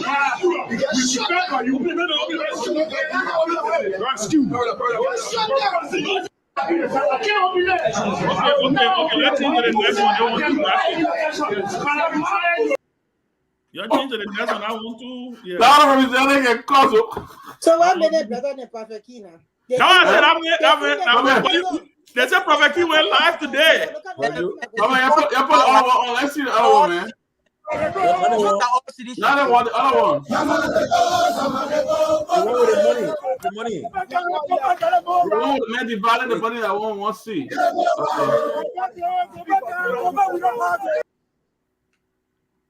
All right, maybe when he get it, he'll bring it on. I'll play it on. Abu Kamara. These are all seditions. Abu Kamara on Kofasa. Abu Kamara was stopping them. How he on Kofasa when he was sitting with Thomas Fala? No. He was stopping. He was one of the people who was stopping him. Lawmakers who one of them was attempted to be bribed on today, and they managed to collect the official listing alongside with for 15,000 United States dollars. It has been speculated the lawmakers have been offered money, but we have also Representative Collins. Welcome to the media, sir. Thank you. You want to tell us what happened? How did you end up with this money and the listing? Why are these things here, sir? Yeah, for the past 2 days, there have been the news in and around the Capitol building about lawmaker wanting to impeach Speaker Kofa. Then we heard that a certain group of them are giving money out. You have to receive $15,000. Then after you sign and their mission is accomplished, then of course you can receive the balance of the money. I was told that the total sum is 25,000. So I also been making some due diligence and follow up because this is not good for our country. I think we have come here to work for our people.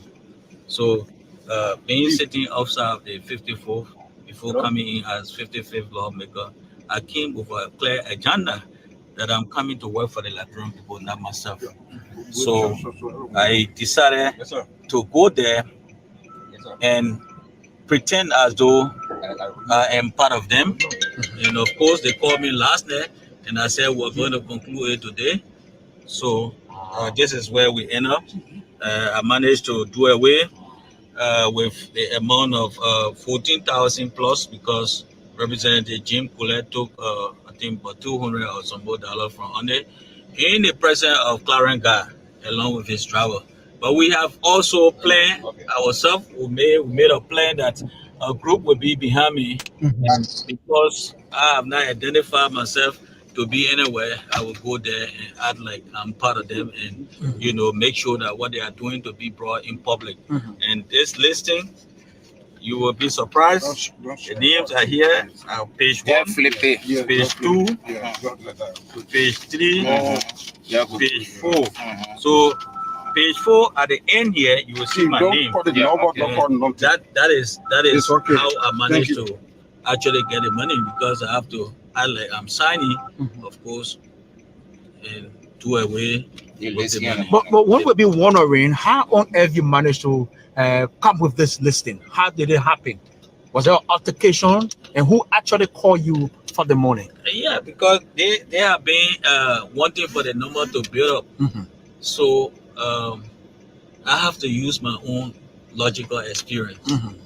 So I cajole them and make sure that this listing be in our possession, along with whatever involved with the listing, which is the money. Okay. Thank you so much, sir. Anything else? Well, that's it. The Liberian people will get to know. I'm sure we are here to work for the Liberian people. But if I may ask, why on earth you choose not to go with all the lawmakers? Why you choose to reject it? You have to tell me.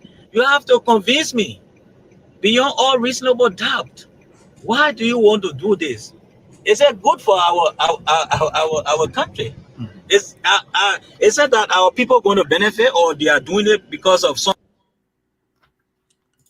All right, I think that's good enough, guys. You can carry it on. So can I say one thing real quick? There was one question that was asked, and I thought that was a significant question. Who actually gives the money? And I've been asking this question. No one have said the name of the individual who made some phone calls or who gave them the money. Anyone knows who actually gave the money? Who had the money? Who handed the money over to him? It was stated in another video. There's another video, and I think they have it in the guys in studio should have it. Well, in Papa Cole's car. So Papa Cole's car was the one that he right. Papa Cole was the one distributing the money, I guess, today. You got to understand, this is something that has been happening since July. Because if you look at the list, some people signed in July. They triggered this thing today because they got wind of the fact that I think this audit was in the final stages and that the speaker was getting ready to go ahead and because let's not forget, now you remember when the speaker first announced this audit, they threatened the auditors. You remember people were attacking the speaker, saying that he capitulated, he bowed down to them. But what he ended up doing was he told the auditors to go ahead and do it off-site. unknowing to them. But when they got wind of it, because somebody from the audit team, I think, reached out to somebody to ask for some information. When they got wind of it, that's what triggered this into motion, because they were like, if we sit down and we allow, right? If we sit, I mean, the thing can be distracting. Who can be? I don't know why they do it. Stop highlighting these things, please. So they sat down and said, if we sit down and we allow this thing to come out, look, there's a lot of things there's a lot of repercussions here. There's a lot of blowback that's coming. I can tell you that. There's a lot of blowback that's coming. There's a lot of people who will be implicated. We hope auditors then will not be dying again, because I don't know. You know, I pray, we pray not, but I'm telling you, there's going to be a lot of head rolling. But Ben, something someone mentioned earlier on what Carrasco did. He said President Boyka is in the know of this entire thing. I guess he may have cajoled the speaker on the trip with him in order for all of this to be implemented in the bag.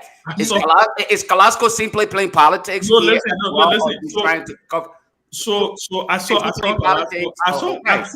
I saw Carrasco post, but I will state this for the record, right?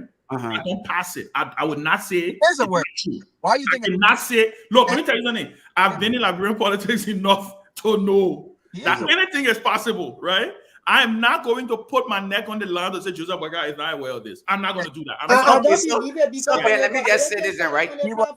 And told us that Ofanati Kofa pay his own way to go to the president. The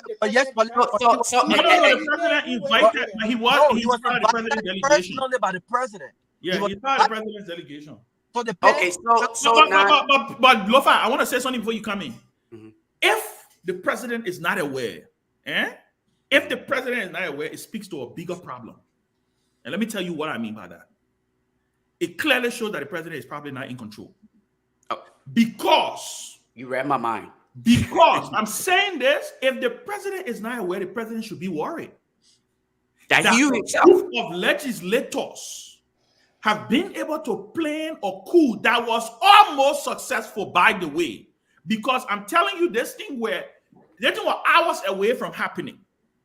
For a group of legislators plan a coup, to be able to garner 47 to 48 signatures on a piece of paper, then if the president is not aware, he should be very concerned. Because maybe one day he will wake up, there may be an impeachment proceeding on the floor for him. Yeah, I'm just saying, because impeachment emanates out of the House and it ends in the Senate. So Ben, so just get ready now, right? To push that narrative that the president is not aware and he must be worried. Because the president will say that he's not aware. But we all know the truth. There is absolutely nothing at this magnitude that happens the way it happens, and the kind of money involved without the president knowing. So I would never believe such a thing. And with more Ali being the one to get some money, the president is aware. That's what I'm saying. That's what I'm saying. Because you saw the government issue a statement, Daniel Sano, which I thought was a very dumb statement. I don't know what Daniel Sano's problem is. I remember Daniel a little boy we were training when I was in Liberty Party. He was a little boy we were training. You know, well, Ben. Obviously, I didn't do well. I didn't do a good job when he was there. But look. First of all, I saw that, and I'm like, first of all, do you understand what this means? That the third most powerful person in the country constitutionally, right? Third most powerful person constitutionally in the country almost got removed today, and you say the president was not aware? Then you say the president was not aware? If the president was not aware, it speaks to a larger problem that the country is probably on autopilot and there are silos that's running the country. Silos in group of people. My point is the president needs to break his silence. That statement issued by acting information minister would not suffice. I agree. And again, the vice president needs to break his silence. You cannot be silent on the issue. And I do want to involve your name that need to be linked to it, and you say you're silent. No, I agree with you 100%, Tomalin. Ben, can I ask you a quick question though? And this is going to come across a little bit personal when we speak of Sando, right? What did he do? What is his profession prior to his sentencing to government? No, Ben. The reason why I'm asking this question is because when folks are heavily dependent on government job, they become sycophants. Yeah, and this is what this young man projects. Let me tell you what I think. Let me tell you the challenge I think Sando is having, right? Okay. Tanya believes that, that position that he's in, the deputy for public affairs, right? Right. The position Arthur Jackson was in, that the position, what about Fagon was in, right?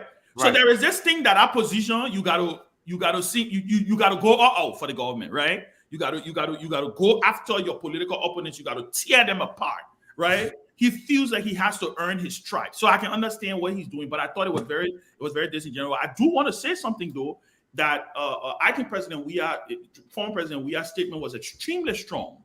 And I think it landed at the right time, because what it ended up doing, I know for sure, because I spoke with folks that was within the CDC, some of the CDC lawmakers were saying, well, we didn't hear from the president because, you know, the United Party was peddling this narrative that it was George Weah who was orchestrating this thing against Fonati Kofa, right? So that statement was extremely strong. I thought it was, in fact, I think it's probably one of the strongest statements I've seen from the former president. He was pointed, he called on his people to not go about doing this and warned them that if you do it, there are political repercussions here for you, not only in the country, but also within the party. And I thought it was extremely strong. I thought he came out very, very strong. And I think it made a difference in turning the tide.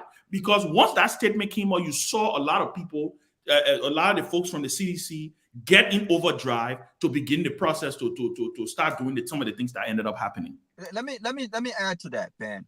The breaking of silences, right? We heard Thomas Falah break his silence today, and he said nothing. He said absolutely nothing other than trying to save face. Thomas Falah, everything he said, he looked guilty. Yeah, but when you see Thomas Falah face, you can know straight he was guilty. Yeah, when I was insulting him, you could tell that. Yeah, great. Am I lying? When you look at Thomas Falah face, you can literally see a man who was like, "Oh my God." So the vice president breaks his silence. What do we hear? This is a blatant lie. These allegations are not true, and then we'll move on to the next.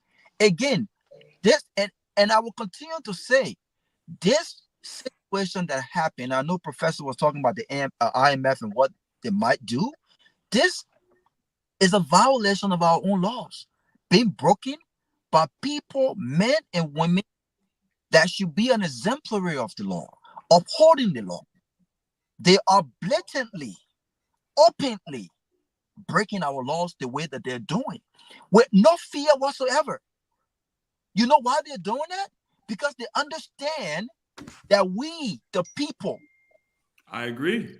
We, the people, don't have it within us to act. These guys work for us.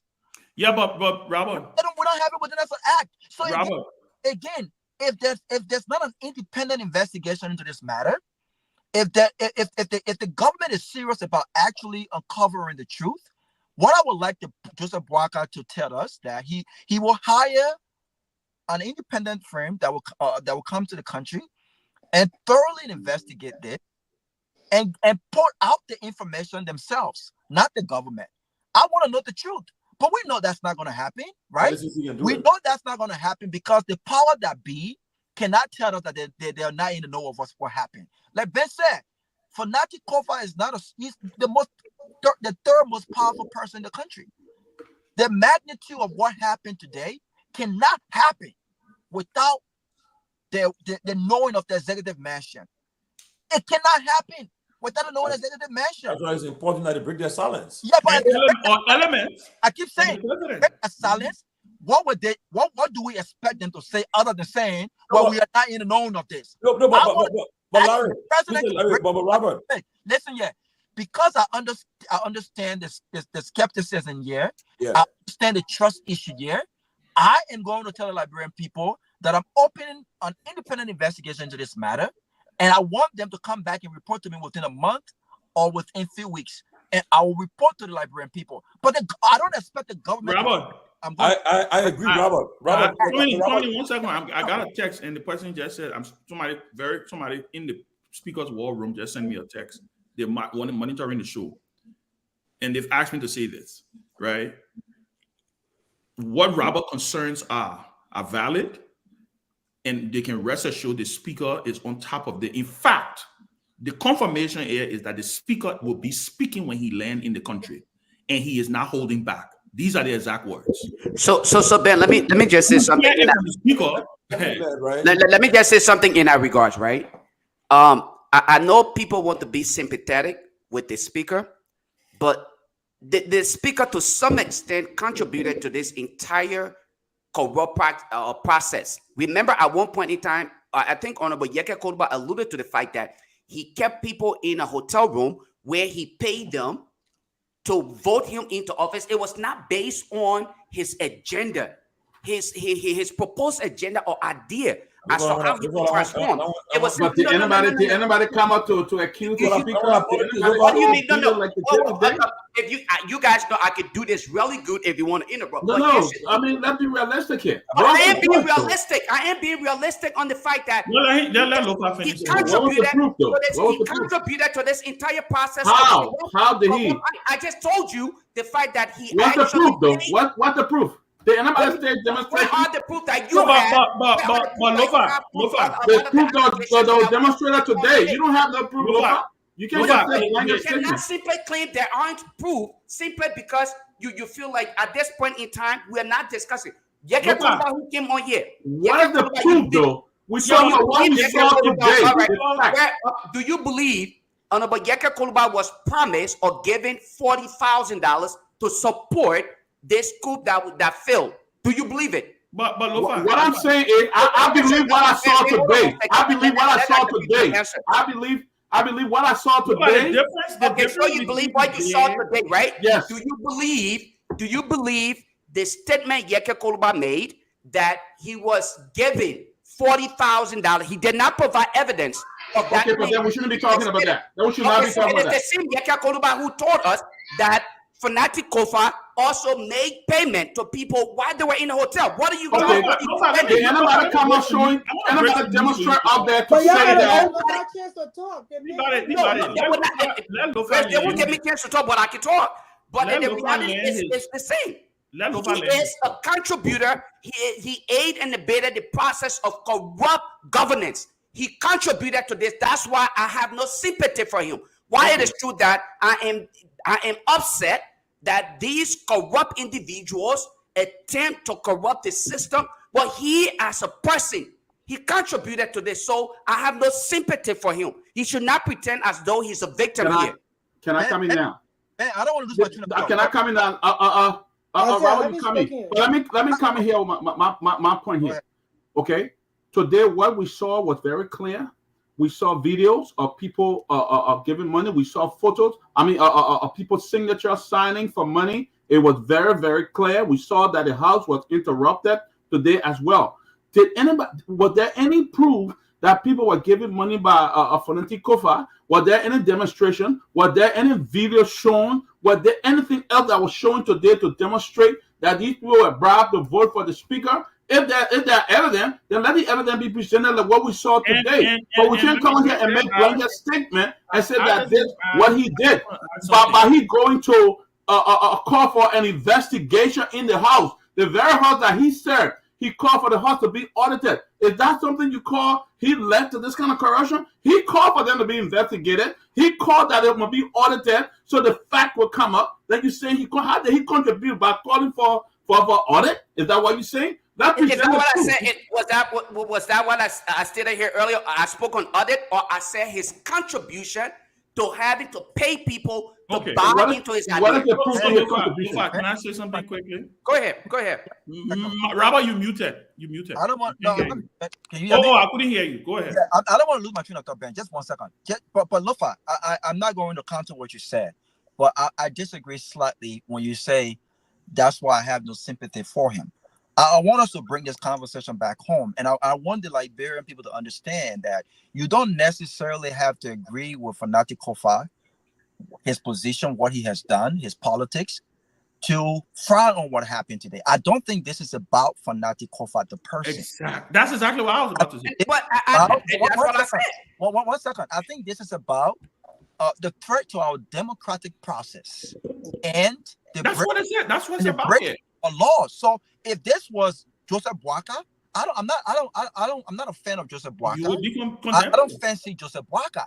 But if this had happened to Joseph Boakai, or if there were any unconstitutional attempt to unseat Joseph Boakai, I would frown on this matter. So again, I want us to be explicit here. What happened today can happen to anyone. The process, the precedent that we set, whether it's Fanati Kofa, whether it's corruption King Kong, and whoever else, will carry on for a very long time. Because you know what? Tomorrow, 5-10 years from now, the character as speaker may not be Fanati Kofa, may be someone that we like, right? Yeah. But there's still bad folks within our midst that could take similar action.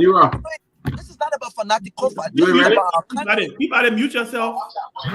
Peabody, mute yourself. I think about our democracy, and what happened today is wrong. There are processes when it comes to impeaching the speaker or anyone else. If our lawmakers feel the need, based on a cause, a constitutional cause, to impeach the speaker, they should have what it takes to go on the floor and make that argument, and also take that argument to the Liberian people on the merits of impeaching the speaker, not by taking bribery. This is a breaking of our law, and every Liberian, regardless of your political affiliation, regardless of your likes and your dislike of the speaker, should frown on this issue. So I just want to say, Lofa, 1 second, please. I want to say something. I think, Chris, 30 seconds. Okay. 30 seconds. It's apples and oranges, and let me tell you what I mean by that. Right? There is, when people are campaigning, it's almost like you saying even when people are campaigning in Liberia, when they give people T-shirts, or when they cook for people to come to eat at their party headquarters, or when the press leaves, they give the press something, say, "Oh my man, thank you for coming." Right? There are two things that are happening here. One is in the front in a direct attack on the governance and the democratic institutions in the country. That's the first thing, right?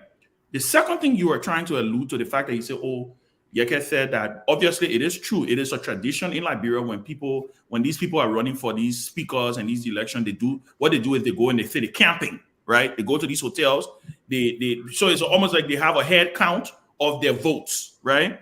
It's almost like that's their process they go about doing. The other thing I want to say is that no one, including people who signed that, there were people who signed that thing today that voted for Fanati Kofa. I saw on that list many people who voted for Fanati Kofa that signed that thing today. They had a whole resolution that they read, and there was nothing in that resolution that said, or they highlighted to say, "Oh, he paid them," or "he paid them for their vote." Right? Do I believe that? Yeah, maybe they went and stayed at a hotel, a Farmington hotel, and they did all these different things, right? I'm pretty sure they did. Like I said, that is what does it make it right? We can have that debate, right? But when you compare what you're trying to do, I think it's unfortunate because you can't compare the two. One is a direct assault. One is a direct, and guess what? You know what makes it worse? It's captured on tape. It's captured on tape. Evidence. Money, you can see the money. Let me tell you something. If that video had not landed today, if we had not seen that money today, if we had not seen the man talking the way he was talking today in our car, their debate would have been totally different. Totally different. It would have been a bunch of lawmakers dissatisfied with the man and they won't get rid of the man, and he tries to stop the process from happening. So all I'm saying to you is we have to understand, one is that our system is not perfect. Two is that when something of this gravity happens, I think it's a little unfair when we try to compare it with other things, because at the end of the day, we have to look at it from the holistic standpoint of an attack on the democratic institutions that we all hold dearly, and we know that it's not perfect, but we are working, like Barack Obama always say, democracy is not perfect, but it doesn't stop you from working to perfecting it. It means that we will ever do it, but we continue to work to perfect it. You know what happened today? I will end on this, no, Lofa, and you're coming. I mean, Grace will come in, or Lofa, right? You know what happened today? Because of what happened today, right? Almost a chain was broken today. A chain was broken today because this removal of speaker thing have happened twice in our country. And everybody sat down and just say, you know what? Oh, we want. Because of what happened today, it's almost like a cycle broke today. And there were a few people who stood up and said, for you to see your representative go ahead, put himself on tape and show $15,000 on TV and say that the money they tried to bribe me here and I want it. For me, I think there was a little bit of progress in the moving of the needle envelope today when it comes to protecting the democratic institutions in the country. That's all I want to say. And I want to say that, I understand where Lofa coming from. Although it's apple to oranges, as you say, but sometimes we have to bring these things out, especially in times like this. We all sat here, including Lofa, and we denounce what happened today. It kind of shook our democracy, and it's not good for the country. But in the meanwhile, we have to remind the Liberian people, it was bribery that put Fanatic Kofa to where he is. So although this is not comparable, we are not comparing it, but we are just saying this is the processes that they have followed. That No, but Grace, you can't. What do you mean by bribery? Grace, you see the difference? No. No, We're interacting. We're not cutting you off, Grace. We're not cutting you off. When you say there was bribery that brought him, it's a blanket statement. There's no evidence to show that there was bribery that brought him. That show evidence. Grace. People were locked in hotel rooms. Grace. Nobody was locked in hotel. When you see, you gotta be careful with words. Nobody was locked in hotel. Nobody was locked in hotels. How do you say grown men and women were locked in hotels? They were in hotels. They make sure, but you Great. There has to be evidence before you can come fake somebody. There has to be reason beyond, When y'all finish interrupting me now, I will speak because I haven't had time to speak on the platform. Go ahead and say it, Grace. When you finish, I'll come in. You're not dumb boy. No. I was going to have to respond, Dr. Peabody. Yeah, when y'all finish. Go ahead, Grace. Go ahead. And one of the things that I'm sad about is that we're actually changing the dynamics from actually. We are not changing the dynamics. We are not changing the dynamics. We're actually changing the dynamics. No, we're not. We are denouncing what happened today. It should not happen. For you to remove any setting or speaker like that is criminal. And these people need to be investigated. Meanwhile, we are not taking from the fact that Fanatic Kofa got in that position from the same bribery. So let's just be clear. How do you say he got into the position with bribery? What the proof, Chris? Let me make bribery. And let me make my point here, Ben. Why it is true? Yaka said it. Why it is true? Ben, why it is true? They didn't say somebody Ben. So Ben, why it is true? Why it is true that we would not want to accept the reality, and that's why I was very clear, all right, with my statement. Why it is true I disagree with the act, okay? I vehemently disagree with it. I have no sympathy with Fanatic Kofa as an individual because of his previous act. I was very clear in my statement. His previous act of contributing to corruption that got him to where his the problem with your statement. Ben, you will not let me land. The problem with your statement is that you're not providing any facts. His ascendancy. Yeah, I mean, you can't talk blindly off fact. Then his ascendancy to that position was not based on his agenda. Instead, he bought his way to the speaker position, and that is what we are talking about. That is why we are stalled. Where is the evidence that he bought his? So I'm asking you, we don't have evidence too. So what is the evidence that he bought his way to the speaker position? Okay, so if that's the case, then is it fair then for us to say because there isn't evidence to the contribution of the vice president? Okay, Jeremiah will be on top of this. But we just said, but everybody that spoke about the vice president said alleged. That the vice president is alleged to be part of this plot. Well, that's what they said. That English is that's what I'm saying. But you are saying, you are making a definitive statement that he became speaker because of bribery. And that is true. And it's wrong. What are the evidence? What are the evidence? What are the evidence? Look, that's what I keep saying, right? You were the same person who said here. You were the same person who said on the very platform that Yeke Koluba can be referenced as a soothsayer or much more. You see that thing. Let me remind you since you bring that up. Let me remind you since you brought that up, Lofa. Let me remind you since you brought that up, guys. I spoke clear English. I was talking about Yeke predicting that the people were planning to move the speaker. I said, Yeke, you've been saying this thing for months. That these people, I said, you almost like you are soothsayer because you've been saying that there was a plot to remove the speaker. You know who the first person I talked about a plot to remove the speaker among ourselves was Tomalin George. He said he had heard that people were planning to remove the speaker. So I was alluding to Yeke by saying to Yeke that you almost like you are soothsayer. Because guess what? Even the Fanatic Kofa, they didn't know that people were planning to move him. But right? that was The second, so I just want to clarify on one thing, right? And I don't want us to stay, I don't want us to keep going back and forth, right? You will not allow us to speak. No, I don't want us to, amen, Lofa, Grace, how we, Grace, the fact that just throwing a blanket statement out there. You keep on saying that you were trying to just to run that platform all over here. Our ear was open, we can hear. Yaka said when Fanatic Kofa was voted into the speakership, he never voted for the Fanatic Kofa, although he was offered money to vote for him, and people were saying, but that's not what Yaka said, Grace. That is not what Yaka said. You won't call Yaka back? Yaka did not say that. That's what Yaka said. What on the show? No, he did not say you offer money back for nothing. He did not say that. That's what we're saying to you. No, that's not what Yaka said. Yaka said, let me tell you what Yaka said, Grace. Yaka didn't say Fonati offer him money. Yaka said people who betray Fonati today got money from Fonati. That's what. No, he said offer. He said no. Now I'm trying to correct you, Gray. He said offer. He said people who voted, who wrote today, got money. No, we offer money. He said got money from Fonati Kofa. Okay. That's what he said. Okay. But that's what I'm saying, guys. Right? Yaka never said, and Yaka can come back on the show. Yaka never said that Fonati Kofa became speaker because he bribed people. He never said that. He never said that. So what I'm trying to say to the two of y'all is, I know. But Grace. First of all, you say the people lock the people in the hotel, which is wrong. And the first thing, you see now I said the two. You see, y'all gotta understand now. When y'all say the men lock people in the hotel, then that is based on Yeka's statement. Yeka insinuated that. Guys, anyway.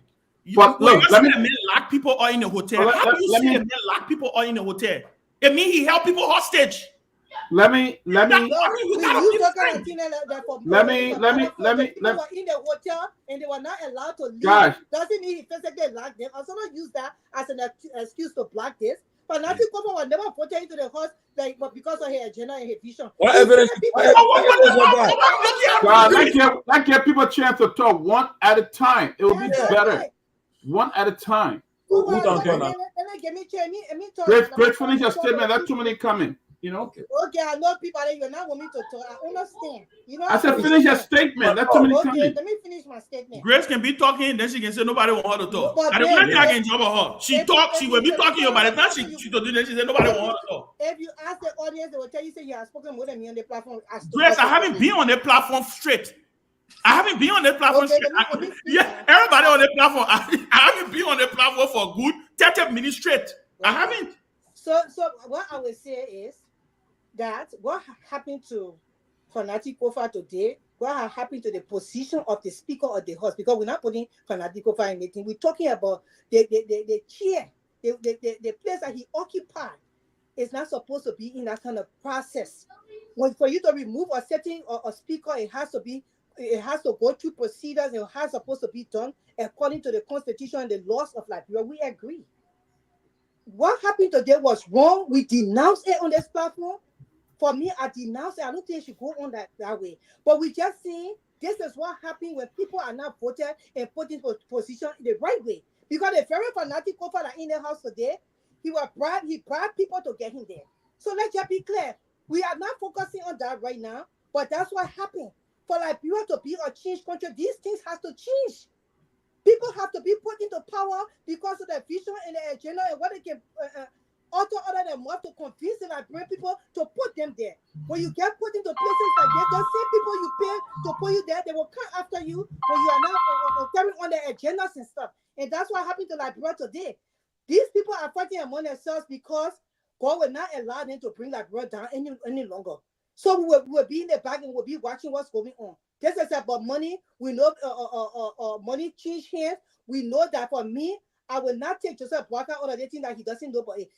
Our president got something and he knows something about this thing. For money to be coming from transport ministry and also water and sewer, more are putting money to this thing. Joseph Walker is aware of what's going on. Whether he plotted for it, whether he told his people to do it, he has to come out and say something like Garguah said. We need to hear from the president.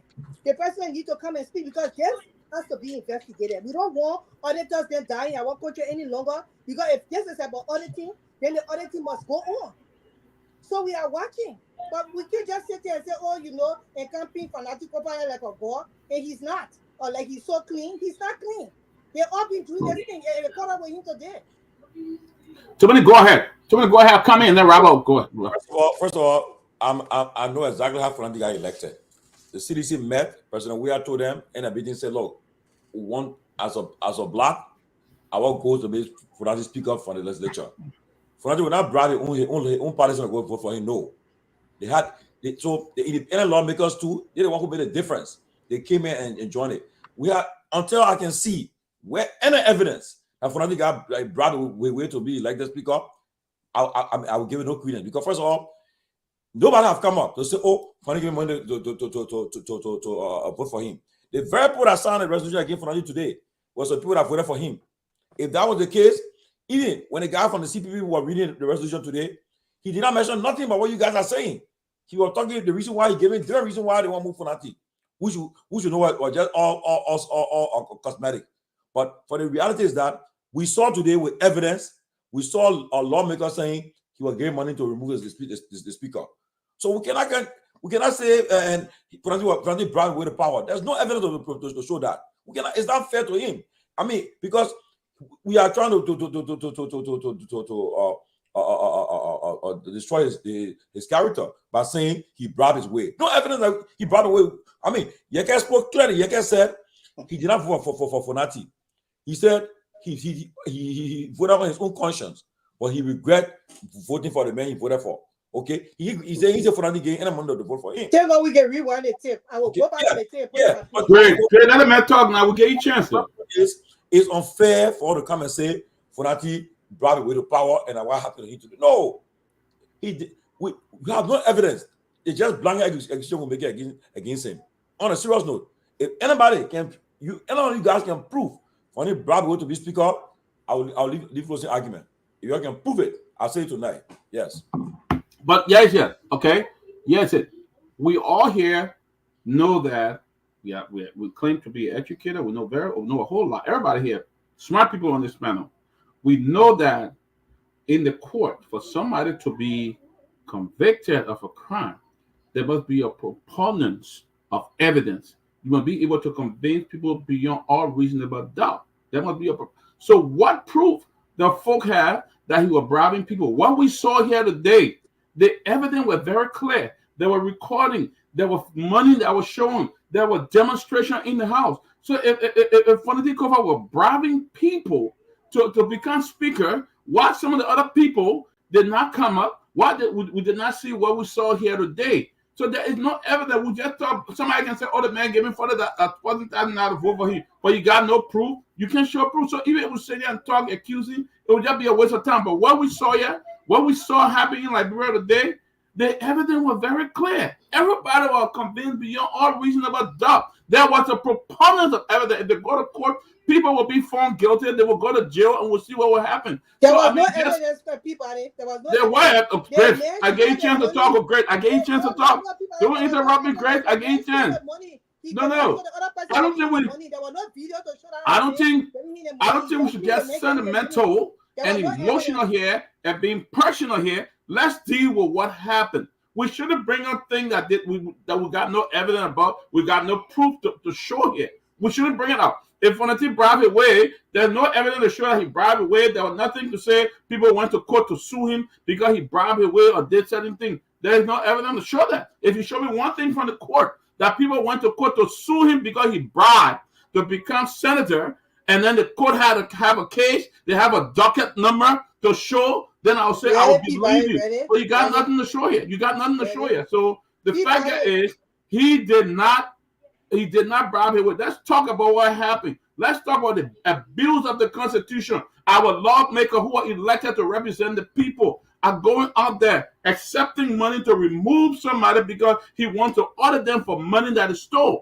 I mean, this Fonati was deputy speaker, and he's calling for the very place to be audited and to show proof of funds. Yeah, and we're talking about, oh no. So I think what they're trying to do, They don't want him to bring the fact, and he bringing all the dirt out, and they don't want him to do it, and that's what we see happening here today.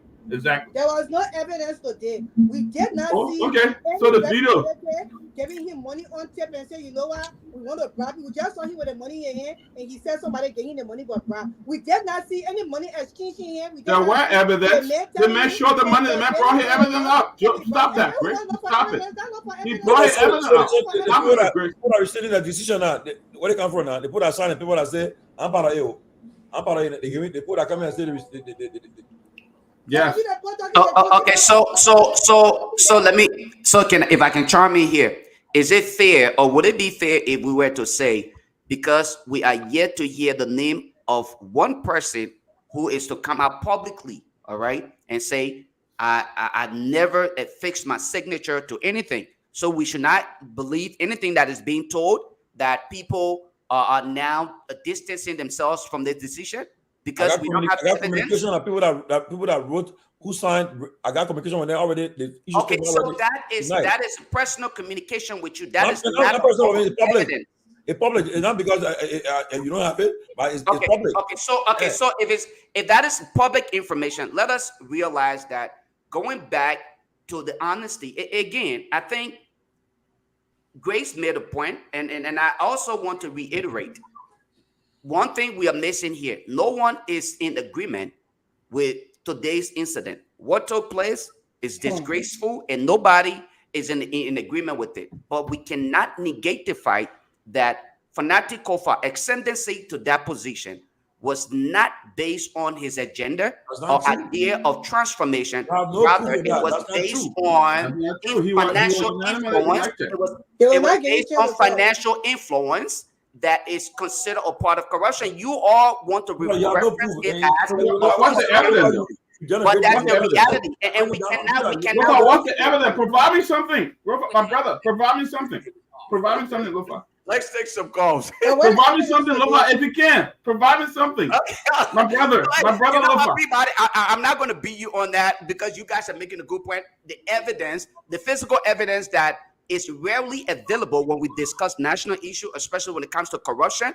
You cannot speak to anybody who have been convicted that we have discussed on this platform or often with evidence to our claims. So when you're asking for evidence as to what is being stated, I agree with you because we don't have that physical evidence as to what is being stated. But you and I, based on our conscience, but for us to change Liberia, we have to speak the truth. For us to change Liberia, we on the platform. Great. To change Liberia, we also have evidence for what we say. That's why. Because when the people finish doing these things, there is nobody to come and say, and y'all know it. You have to call right on the platform today. They will not delete the video because I'm going back and I will take the Great. I will put on my page. I will send it to the radio station. Great. For Liberia to be a developed country, we will also have evidence when we accuse people. To speak the truth. That's it. So I mean, Fanatic Kofa they play bien and be all on the exactly. Daniel Junior Pazuchi say to Chief Liberia, you need evidence, which is true. Okay, going forward, in order for us to accuse anybody of such thing, we must bring evidence. I agree. Okay. That's why we're not putting the vice president in there. Who did nothing. There is no evidence. Somebody has done nothing. There is no evidence. There's no evidence that he contributed to it. No, represented them because we never saw them. Yeah, you contradicting yourself because you saw the evidence of the dead. Look how you play the video here. You play the video here, the representative that was keeping the money. You play it. I can also make the case, if you want to make that as a claim, I can also make the case that any one of those individuals who probably staged that action to come on and bring journalists, put them in his car and say, yeah, let's go live and talk about it. Okay? Even though I know that is what is so what happened in the House of Representatives today was a staged action? I just told you I could make the case. I'm not telling you that is what it is. But you are trying to deny the fact that we can make the case. We could make the case, but we are not. What case? What case can you make that you receive bribe? After you come back after 9 months, why did they make that case or go to court and sue him and that he get bribe? Okay. Move on. But why wait for the calls to come in? Put the numbers up, Karen. Put the numbers up so we can start calling. Brand people, they sit on own platform, they're backing people and insulting people. They're not even thinking about that bread by themselves. Grace, don't focus on that part. Grace, let the people come in. That's their way of contributing. And also, Grace, that is their way. People because you like somebody, you think we get time for like our love it for Liberia. Liberia must change. It must change. If we say the truth for it to change, y'all will rock all you want. Y'all will say anything you want. Liberia will change. And I think go for never guy in our house on barracks. Now everything you never have vision. You gotta because on the reform. Because they bribe for him. No, because what he said we're not do that. What happened in that? He said he was gonna be reformed. Guys, I got a caller. You want me? Let's take this. Before he passed the budget. Caller, let's hear from you. Your name and where you calling from. Let's just be clear. Caller, go ahead. Caller, your name and where you calling from. Okay, I guess I call ain't ready yet. Go ahead, Henry. We'll take calls from back home then. Thank you so kindly. You've been following very closely. It has been there with our panelists on the closing argument on issues concerning the nation. There's not time. Also, out of the Senate too. The Senate, out of the Senate. The broadcast, you can call the 077285961 and then you're going to be given an opportunity to. I want to call. Yeah, who worry about me on the platform? You will worry because I can't move on the platform. They call Primo. Boy, I want to group there. I will stay here. I will change that country for you. You're sick of country. 777-017625 Great, like one let put game pressure. And then placing your call, talk to our panelists, talk to issues that we are discussing here tonight. 077-2859-61 077-2859-61. To the very first caller. Hello. How are you? Your name from where you joining us? Hello. Okay. Hold on. Make a point.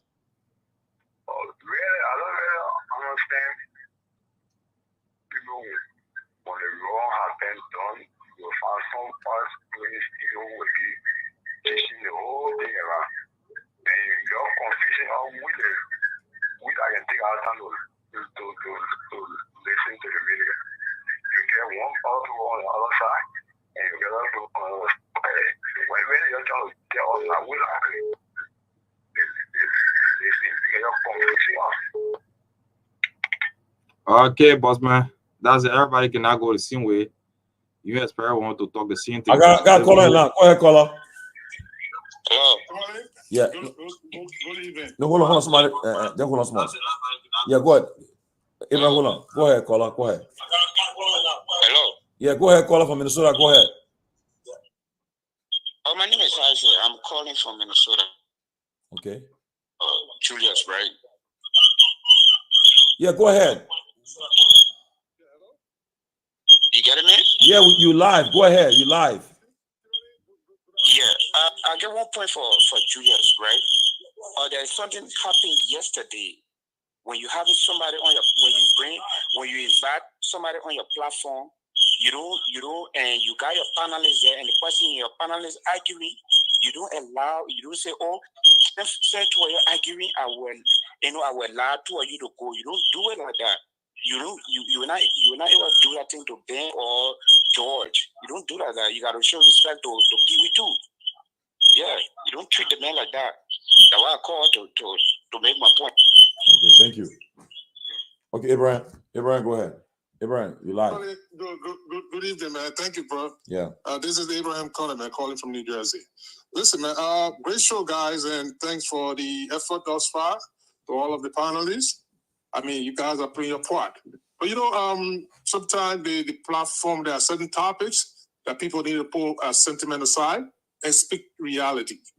Now, in the case of the issue about somebody bribing their way to a sin, I mean, are we concerned to understand that CDC has the largest block in our House of Representatives?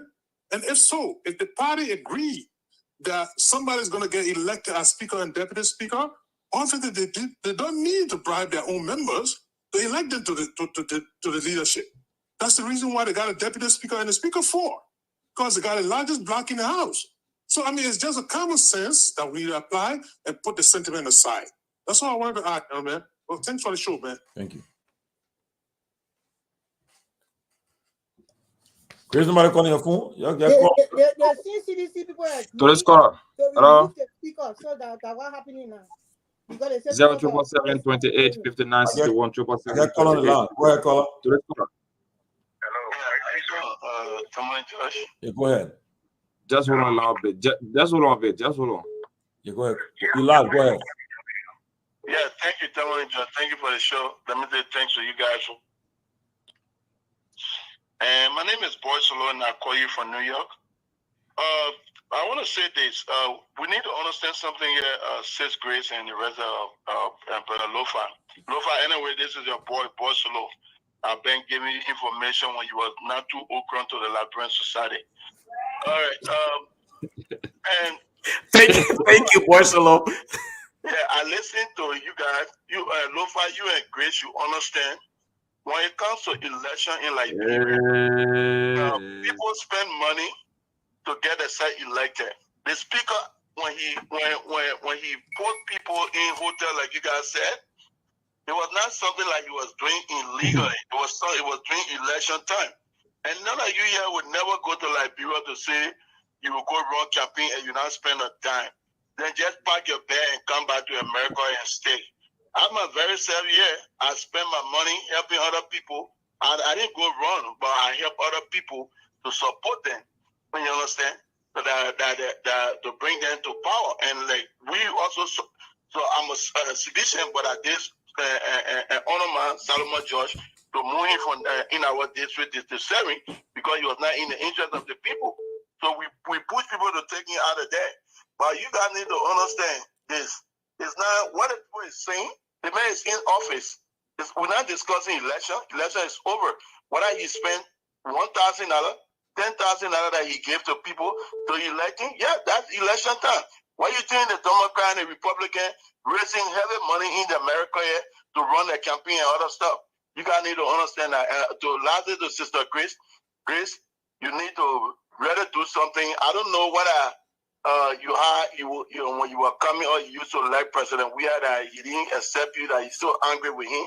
That anytime you come, you hear President Weah, you always angry. Look at the silly thing talking. Look at the silly thing talking. Look at me, my brother. And you never see me before. Tomorrow you can describe me to you. Do you think I would want to date any man that would not want me? President Weah is the least on my list when it comes to dating any man. So don't even bring that. You don't like to hear the truth that you're probably. Tomalin, I got folks on the line here. Can I bring them in? Go ahead. Love for me, I got raped. All right. For many years, if you don't know. Hey, Grace, I would be the least one on the list. Bring that to me. When it comes to Liberia, I am passionate because I love my country. It has nothing to do with we are. Caller, go ahead. I have to say that. Caller, go ahead. Your name and where you calling from. Let's hear from you. Oh, thank you. This is Nora. Jesse, go ahead. One of your followers. So listen, let me tell you for taking my call. First of all, Joseph Guar is a smart puppet. How many trips has Joseph Guar taken without telling Fonati? Only this time around, he's taking Fonati with him. It's all plot, it's all planned. Joseph Guar is an orchestrator. The puppet knows how to carry on his plan. And to sit there and say he's not in the know, as a matter of fact, I would be surprised if Joseph Guar are playing all of these things. So, what is happening for me, I'm not surprised. The only sad thing is, look at how much hunger is in the country. People are starving. People are hungry. Schools are closed pretty much. But yet, lawmakers are taking money just to, talking about you want to impeach your speaker. But I just want to say, man, we got one way to go, brother. Thank you for being my call. Thank you, Jesse. All right. We could take other calls, especially from Liberia. Let's try to prioritize Liberia a little bit and see what people got to say from there. To this caller. How are you, Jennifer? Why are you joining us? Yeah, this is someone giving a call from Israel, Nigeria. Okay, small. Make your point. Okay. I love your statement from Lofa, if I'm calling it right, and it was his You got to dress away from and monitor the feedback. The feedback. This one was a little obvious. you, sir. But my concern is drawing to that I'm not a physician anyway, but I'm a local Nigerian. But if you say that the board or the corrupt their way into the house as what they did, then it means all over the world, people are corrupting their way into power. Even our women boycott corrupt his way to power. Because when it comes to campaign, that's money spending. I don't know how he was elected, but one thing I do know is that he are in the majority in the nature. There I know that people would have supported him. So let us leave this sentiment because we do not love selling people and we love selling people. Other people are the 6 and 7. We should prioritize our country and not the politicians. And I tell you, that's just it.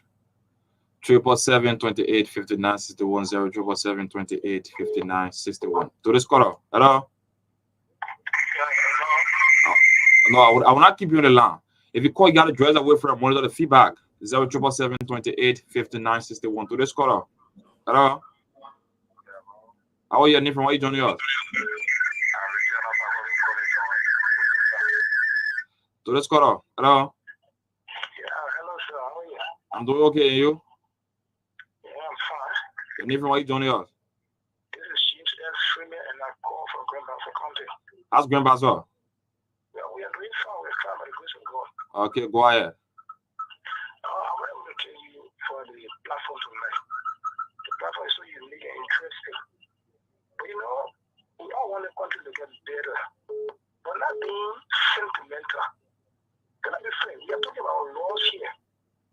When it comes to campaign, people spend money. Nobody will go to campaign before getting $5. So, what for Nigerians get up is true, you will have to spend money to lobby to get people on their side. So if you say because you want to vote your own, you get people there, and you got to entertain there. You got to buy their own, all the way happy. So because of that, somebody will offer you, teach you how to people, and you say it's a sin. It can be a sin. And then see, even the defendant are running against for that thing, he said he's okay for that. He said after 3 months we're getting out. He said I've been playing ever since for the Unity Party. He said after 3 months we'll get for that out. Okay, thank you. Thank you so kindly. Because he gives more money, he got away, we don't understand that. Okay, thank you so kindly. Let's hold it and then take another call. To this caller. Hello? Hello? 077-28-59-61 777-01-7635 077-28-59-61. These are the two numbers call, and then you want to make a point. Yeah, on the closing document on the Renaissance Radio 96.12 FM. 077-28-59-61 777-01-7635 Henry, I got a caller here. Let me take this call. Yeah. Caller, go ahead. Caller, go ahead. Your name and where you calling from. Let's hear from you. Thank you, Speaker Lawrence from Massachusetts. And I just want to say thank you guys for the show. I highly appreciate the discussion. But as a physician, I'm a team of some of our today, deception today, he continues to dispute himself. That's the end result of greediness. You don't be greedy and you bring your own friends and brothers down. Today he was embarrassed, and I know you continue to be embarrassed. And so, Sister Grace, I know you guys call physicians all kind of names, which we don't have problem with. But look at the country today, who are the most angry people today with their own parents? We are physicians who beat on our own people with the full praises. We beat on our own people, we don't care who you are. If you do the wrong thing, we beat on the president, we have them to beat on him. We need to talk to him. Listen to the radio, we need to blast at them. Even to the interview, we blast at them. Some of us look today. Who are those that were insulting him? Because he's not calling an alcohol or alcohol, was a physician. All of them that were done because it's not our physician. We get angry at our own people to see them doing the wrong thing. You guys call other of them, we don't care because we don't with them for the right thing. So you can blast as much as you want to blast, but we know we want to see the right thing done for our country. Thank you. Let's take our next. Let's take the next caller. Caller 202, last 4 is 2214. Caller, your name and where you calling from. Let's hear from you. Yes, Go ahead.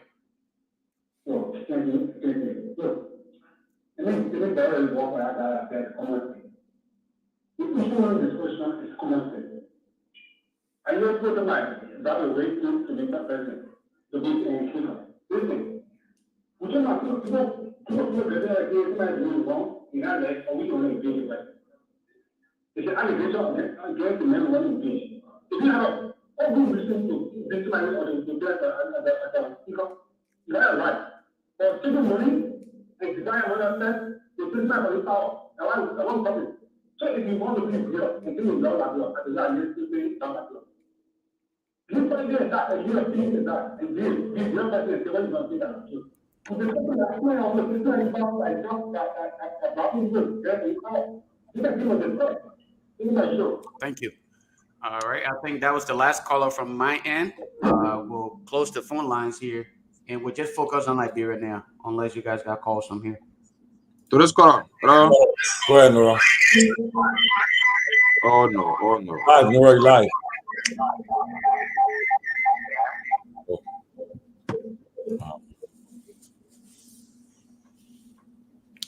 Go ahead.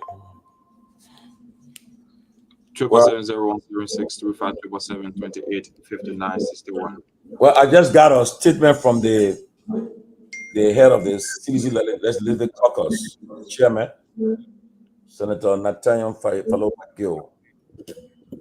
Liberia's democracy is in danger. The use of bribery to remove an elected official from office represents the most blatant and dangerous form of corruption.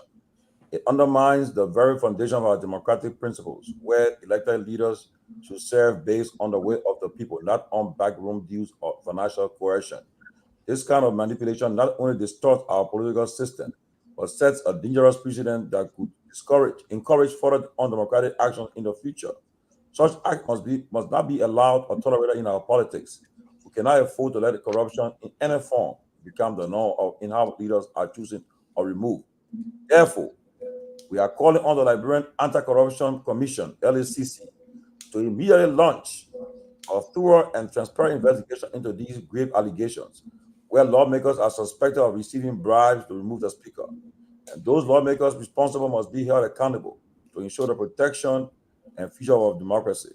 This is not just a political issue, but a test of our commitment to uphold the rule of law, accountability, and the principles that should guide our nation. The people of Liberia deserve better. Antonio Fallow McGill. Well, I think Robert said it. The president should launch an investigation to this thing that happened. And the German Jallah, why you don't go on the show? You that's it, I get attack all day. I want you know cover you attack all day anyway. But anyway, look. But Tomalin, I wanted to clarify something quickly. Yeah, one finish. The money, the campaign money that is raised in America, you know, Liberians, they sit down in their homes and in their slumbers and just come on and say all kinds of things to fool our people in the country. And our people in the country start to listen to them and believe these things. We live in the greatest country in the world. The people don't collect campaign money here when we donate to them to give it to bribe people to vote for them. They don't pay for votes. They use it to run their campaign and pay for flyers and pay for advertisement. You can't even pay nobody here to vote for you because it's not going to happen. We don't vote here like that. But now y'all use this whole campaign thing and bribing people to vote for you like that's a normal thing in the world. It wouldn't happen in a country like Liberia. That's why Liberia is doomed today. Because y'all have a make-believe about the corruption in Liberia as politics. Oh yeah, it's right for the president to buy that campaign is supposed to happen. People raise money for campaign to carry on their campaign to buy t-shirts, to do flyers, to do advertisement, and pay the people that work for them, that carry on their campaign or visions and stuff for them. That's what they pay money for. They don't pay to buy people and truck people to go vote for them. So let's just get that clear. We'll not sit on this platform and let y'all to get wrong information to the Liberian people, and then y'all sit down and say, oh, you're sentimental and you're this and that. All of y'all talking, y'all sentiment. I'm the only woman on the platform, y'all men, all of y'all only comment in your feelings. My friend is sending me a screenshot. Let me show it to y'all. Y'all in your feelings. I don't even because you see it? You're in your feelings. Send me the screenshot. You're in your feelings. Because I'm the only brave, strong iron woman that will tell you the truth. I'm not just a regular Liberian woman. So y'all can't take it. Now you're even equating anything. Oh yeah, you know, maybe she left. We are for a while. We left here for a while before we have any person. Crazy that thing there. Yes, crazy all the thing there. to say that. So you need to. You want to put people in a box. You will not be able to put me in a box. And now I easy woman to deal with. I will sit on a platform. I will tell you like grandpa the truth, and the people the truth. So help me, call. You have Grace, to. so let me don't get Grace. Grace, if you mind, already comment. Grace, don't listen to boys. You see, he keep on talking about. He give me information. Public eye, Grace. People will always say something. So like, he meant to get under your skin. No, I know to my neighbor. I just want to clarify the campaign money that the people collect here is not for private. You don't tell our people that because that's not the truth. It wouldn't happen in like brother. Y'all like Trump people to go vote for you. It don't happen in other countries. We are not paying you to vote for anybody. We vote for people because we want the environment to change. We want our future to change. For our children, we want them to remove student loan. We want to, that's what we look at. We don't look at, you give me $10,000 today. What is $10,000? What is $10,000? I just pay $10,000 to do my door in my basement. Just for, for them to create a room there. So don't keep money. We want like bring people to fight for their future, that they can work for their own money and they can be able to do their own thing instead of depending on these corrupt politicians to always bribe them to put them into power. And then when they get into power, look at what happened and how they fight their money themselves. Then they want to say, oh, this and that. And now they see these people bribing each other to move the speaker. They see CDC speaker. Then that's what happening. Let's just be clear. Is the whole thing that happened in that situation, bribing each other to move the person where they put there. Then y'all won't come blame us for saying that. Y'all don't want to hear the truth, so but we'll tell you the truth. And y'all got me to continue. Well, I can't move on the platform. I'm stuck here. I mean, I'm here. No, y'all can't move me from here. So y'all would rather be something. Y'all gotta go do a petition like y'all did for Kofa. Y'all gotta write petition and 5,000 signatures gotta be on that petition for Tomalin Jordan to get me from the platform. Bravo, Kami, what you say? So Grace, let me say this. No one, baby, no one can take you from this platform. And even if you were to be taken from the platform, it shouldn't be on the basis of your opinion.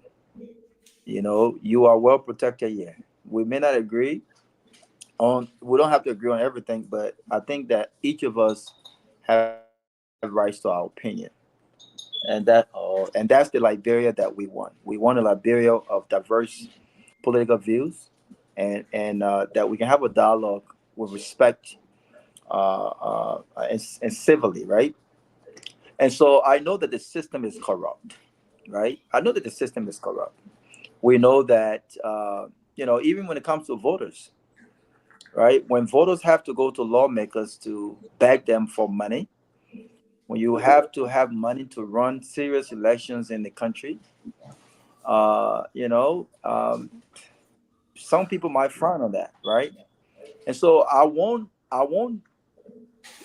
say unequivocally that Fanati Kofa did not bribe or pay folks to vote for him. I won't say that unequivocally because I don't put nothing past politicians in Liberia.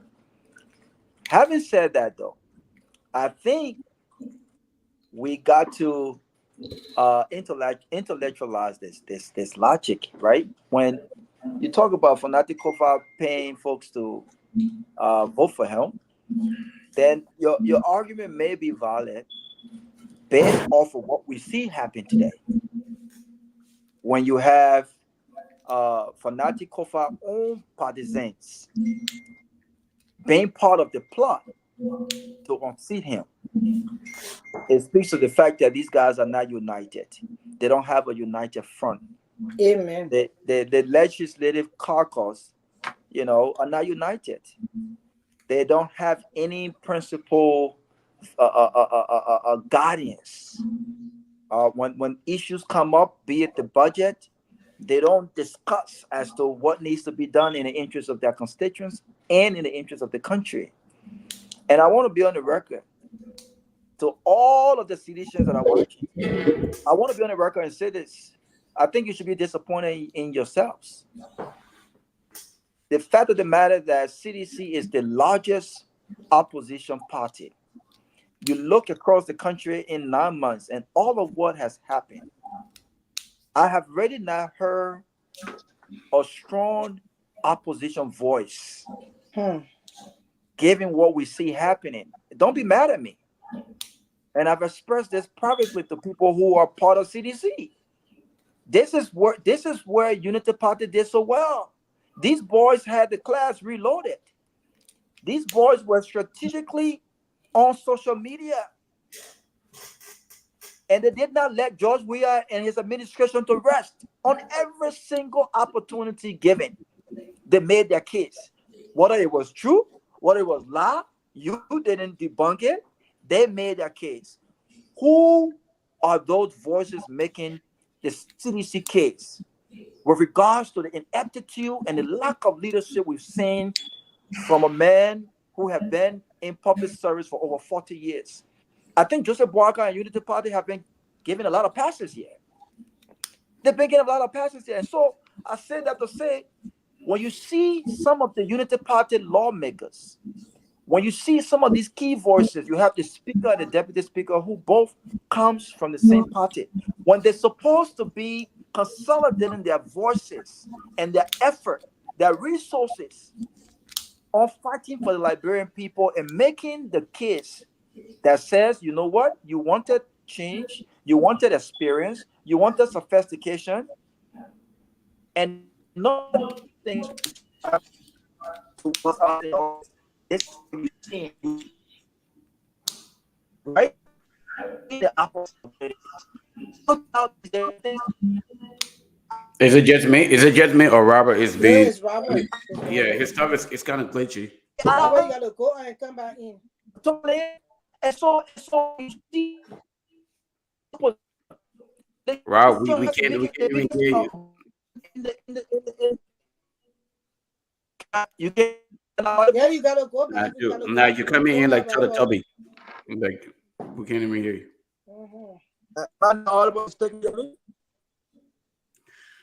Yeah, where your video turned off, you okay? Well, guys, we got roughly 30 more minutes. So let's make use of it. But I will say this though. I'll say this. I believe that this audit they're talking about we should see in the Senate. But yeah, my point though, the speaker will return to the country in the next couple of hours, I believe, any time from now. I know tomorrow he and the president will meet the Pope. After I'm sure they will meet the Pope tomorrow, whatever the case. And, he better let it Pope pray for him. I'm not a Catholic, but all the Catholic people, Jallah, the people that go to Mecca, if you go to Mecca, then you say that you have not seen nothing. So everybody want to go to the Pope. So, but again, I condemn what happened again today. I felt that, and I feel that our democracy was saved today because it would have weakened it if they associated what they plan to do today.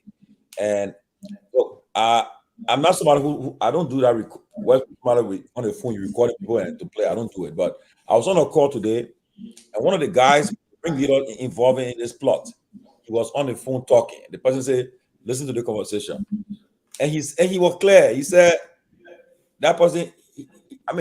He said actually everything happened. He said, but had they had a session today, the speaker would have been history. So that's why and I give credit to the guys who disrupted the session, the speaker, and a former speaker who was impeached told me today too. We have two speakers impeached. You decide which one of them. I won't call them. One of them today is that the person said when they came to that time to be impeached, the money they used to impeach them. Well, I think the person said. Okay, one of them was people over 5,000, one 7,000. He said, can you imagine? With the town hard, the person they put it to 3,000. He said the people that stood by Kofa should really get it because they stood by him. He said back in the day, when they came to his time, they don't have time to put that very quickly. They just impeach them quick. Okay, but had they had well, Thomas presided. That was going to flow. We need to mute our phones. Yeah. Had they had a session today and they got on the floor, put a petition on the floor, trust me, the agreement was for 15,000 you sign. When we finish carrying the act, you get about on 10. How much? 25K. I mean, and it's not like say check, cash. People are getting cash. And I can bet you, somebody already, I said I've been here to know y'all. I've been chatting with somebody who plotters. And a lot one telling me, say, so you believe? Well, he said, you believe that I need money to remove the speaker? I said, no, that's not the point. The point is, break your silence. Come forward and come and face the people. Let people ask you questions.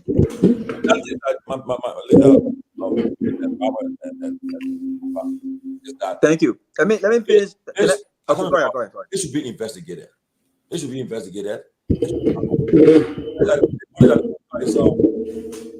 order that the speaker is personally they are about to submit should be made public.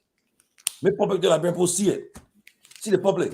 Because for the last two sessions, many of them have gone to the legislature, both in the Senate and the House. And here's the reason why Grace, when we're talking about people being elected, same people being elected over and over, that because what happened? They have using the people money to get elected every cycle. Because look, I can tell you, you can be one of the worst lawmakers. And when the time comes for election, they'll be criticizing you when the time they kind of go there and carry campaign team, they fall for it, they vote for them. This guy, one of them tried. The guy said, I'm giving you 1 cent. It's your lawmaker. I told the guys, and I said, I can bet you next election, you won't be there. And I true. Because our people help to encourage corruption too. Okay? So, but again, what happened today, we all condemn it in all form and shape, and we all want to find out. And like I told somebody today, I told one of the chat room, and I said, it should not just be, it should not just kind of say, oh yeah, I move my signature from there. No, it should be consequences for what they did today. You should face it because it will happen again. But so like look, I'm happy that it did not succeed, and I pray that I hope that they will get the best out of the whole thing, and the people in Liberia will be informed because $1,225,000 in cash while the people are suffering, it's unacceptable. Robert. So let me end my thought. So to Grace's point, I don't put nothing past what Fanatical Kofa did, because the Fanatical Kofa cannot trust his bloc, his political party, that they will stand with him regardless what may come at them. If these guys, if they don't have the integrity to respect the party and what the party vision is and what the party's agenda is, then I mean, who's to tell that he had to do whatever it took to get the vote that he needed to get. But others who are within the CDC or others who might be looking from out in or from in out can say, Grace's point does not make any sense because the opposition CDC has the largest bloc in the House of Representatives. And how can Fanatical Kofa bribe his own partisans to vote for him? But again, I want to play the devil's advocate. Again, if with that particular control of the House of Representatives, if this would have gone through, had it not been interventions, using the numbers of his own partisan with the deputy, who is also a senior partisan, then Grace could have a point. But I just want to say though, we also should have some facts when we make these claims, Grace. It's important so that the people can't question what we're saying. You know what I'm saying? But logically, you have a point. Because if this was being conducted by unity partisans or independents or whoever, then that would make sense. Or if Fanatical Kofa was the Speaker of a House of Representatives, largely controlled by the incumbent, then that might be the case here. But seditions and the opposition controls the House of Representatives. So you would think that they would be in charge of the House of Representatives. Nothing can happen without their support. This is not the case. But our country is just a sad reality. And when Tomalin talked about it's hard in the country, every time you hear this narrative that is hard in the country, know this. It's hard for the massive. It's not hard for those guys. Those representatives, the fortunate 10, 15%, it's never hard. You want to know? Go to the country. Throughout the year, 12 months in the people are still having fun. People can still afford whatever they want to afford. So when you see these guys having $15,000 cash, $25,000 cash, moving all around the country, this is the reality. The reality here is you have a few folks who have continued to benefit from the resources of Liberia, while the masses struggle or live in abject poverty. And until we break that circle, we will continue to have these conversations many years from now. So let me ask you a question. So you can answer this question. So those who are rescinding now, who are saying they're not part of it, okay, but they got the money though. So the ones that are saying that they were planted there too, they say I wanted to go, I was planted there just to check on them. So the money they got, you think they should give it to back? I mean, give it to the district or what? But you think they should give it to the district or they should go with the money? Where you think dropping to that money? Well, I'm going to jump on this one really quick here. We have no evidence that they received the money, so we can't ask them to return it. Remember, we have no evidence. No, we have some evidence that we have evidence that we have evidence that one person received money and he showed it on camera. That person we have evidence. But they're not telling you they received money, Lofa. We have evidence. One person showing money, but we see who gets. Thank you. Money. So that's my point. That's exactly my point. You guys will not be create some hypothetical issue on the issue. We know that it's clear.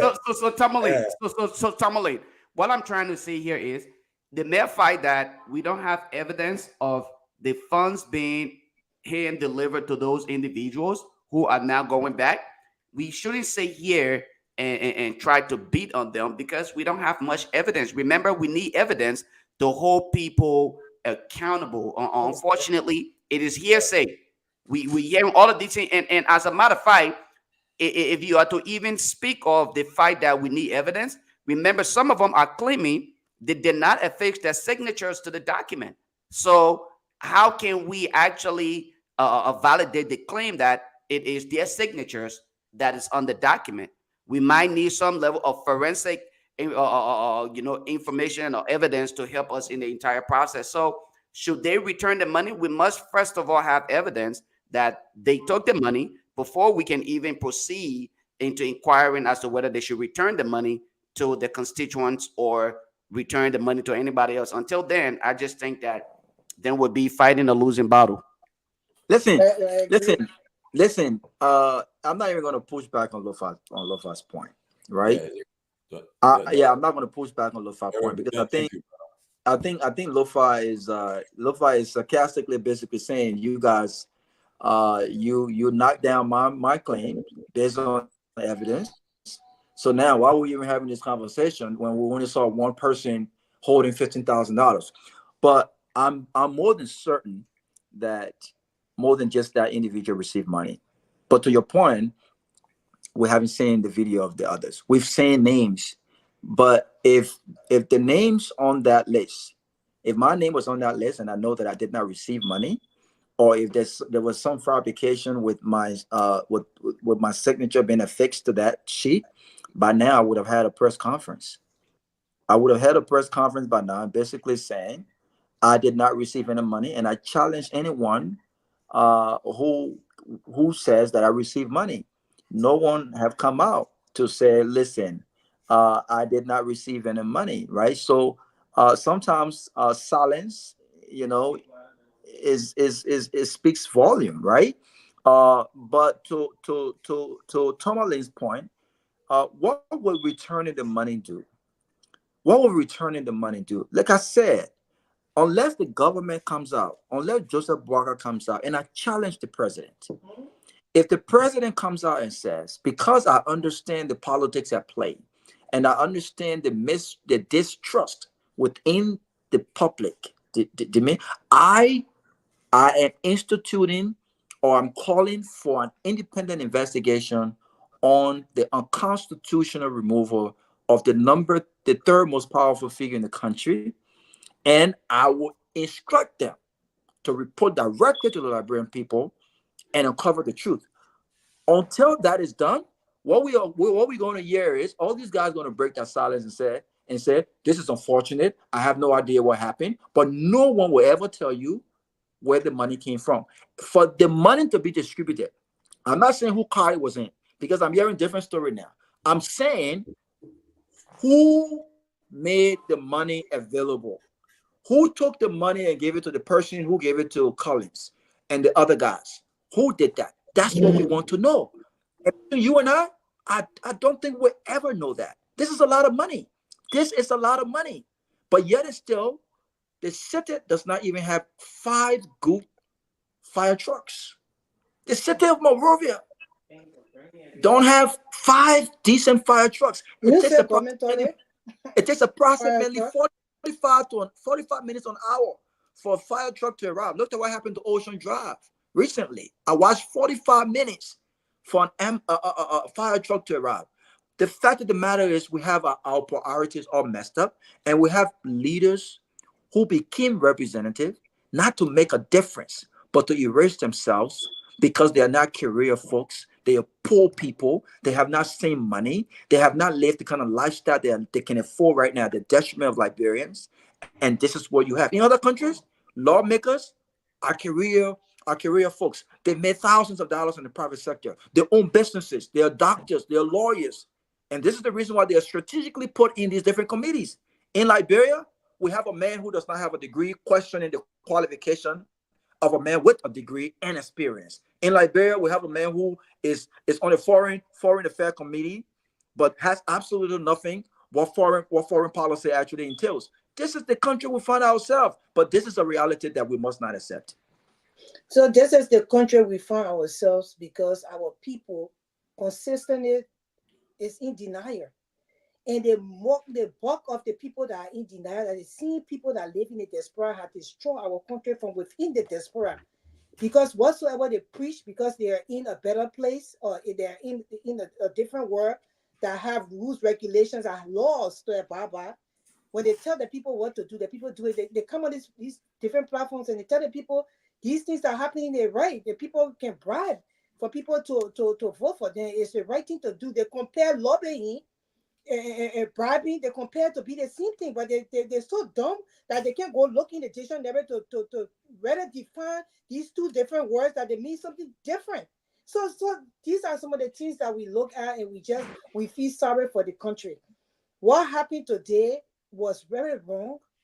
We denounce it. We continue to say that. What happened today is very wrong. You talk about fire truck. We agree. Fire truck is important, but the people ain't got far good government only.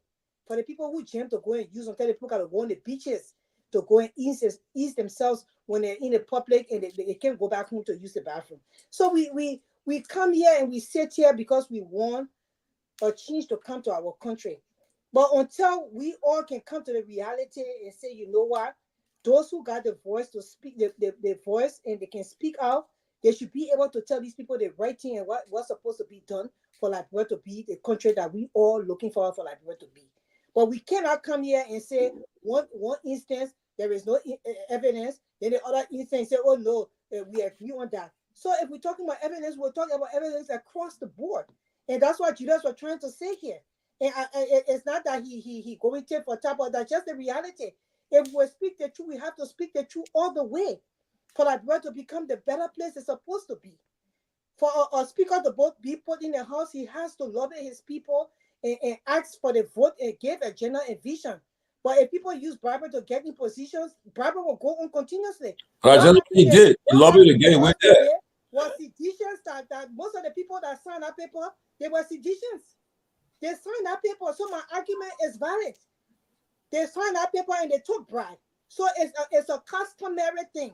They are used to doing that. That's why it was exhibit today again for them to remove the very speaker that they took bribe to put into power. But Grace, so let me ask you a question real quick. If your name was on that list, let's assume that we need evidence and we've only seen one person who's shown the money, right? But if you saw the list is very elaborate. If your name was on that list and you know very well that you did not receive $15,000, wouldn't you have a press conference by now challenging those who have indicated that you received $15,000 to prove that you actually did that? Or would you just be silent? Me personally, I will try to defend myself and correct the information, but everybody is not me. So some people that claiming that some people that name are on that list and say that name not supposed to be on that list, they will just not talk. And as they know me like bro for people not to speak.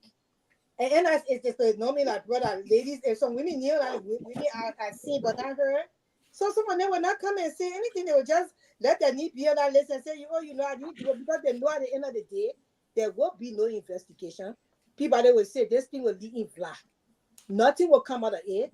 Foko just came here and said that tomorrow or Monday you will see Thomas and Fanatico walking hand in hand because of the institutional background. So we heard all those things. And that's where we continue to consistently say to the Liberian people, these two parties, they are like conjoined twins. One cannot survive without the other.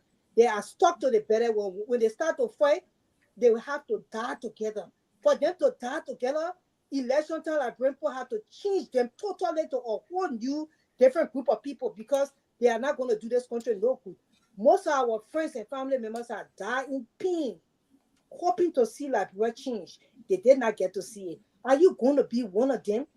Are you not going to come here or sit on the platform or comment the truth? Make a true comment instead of just trying to be a sycophant to one person in the government because you related to them, or they gave you money, or you going on with a man boyfriend, or something. That connection. When are we going to just be patriotic? For you to be a patriotic citizen like Gerald Rawlings, who was went to go train and saw the people suffering in the interior part of the country and said, you know what? I will become president so my people can drink clean water. That's what patriotism is.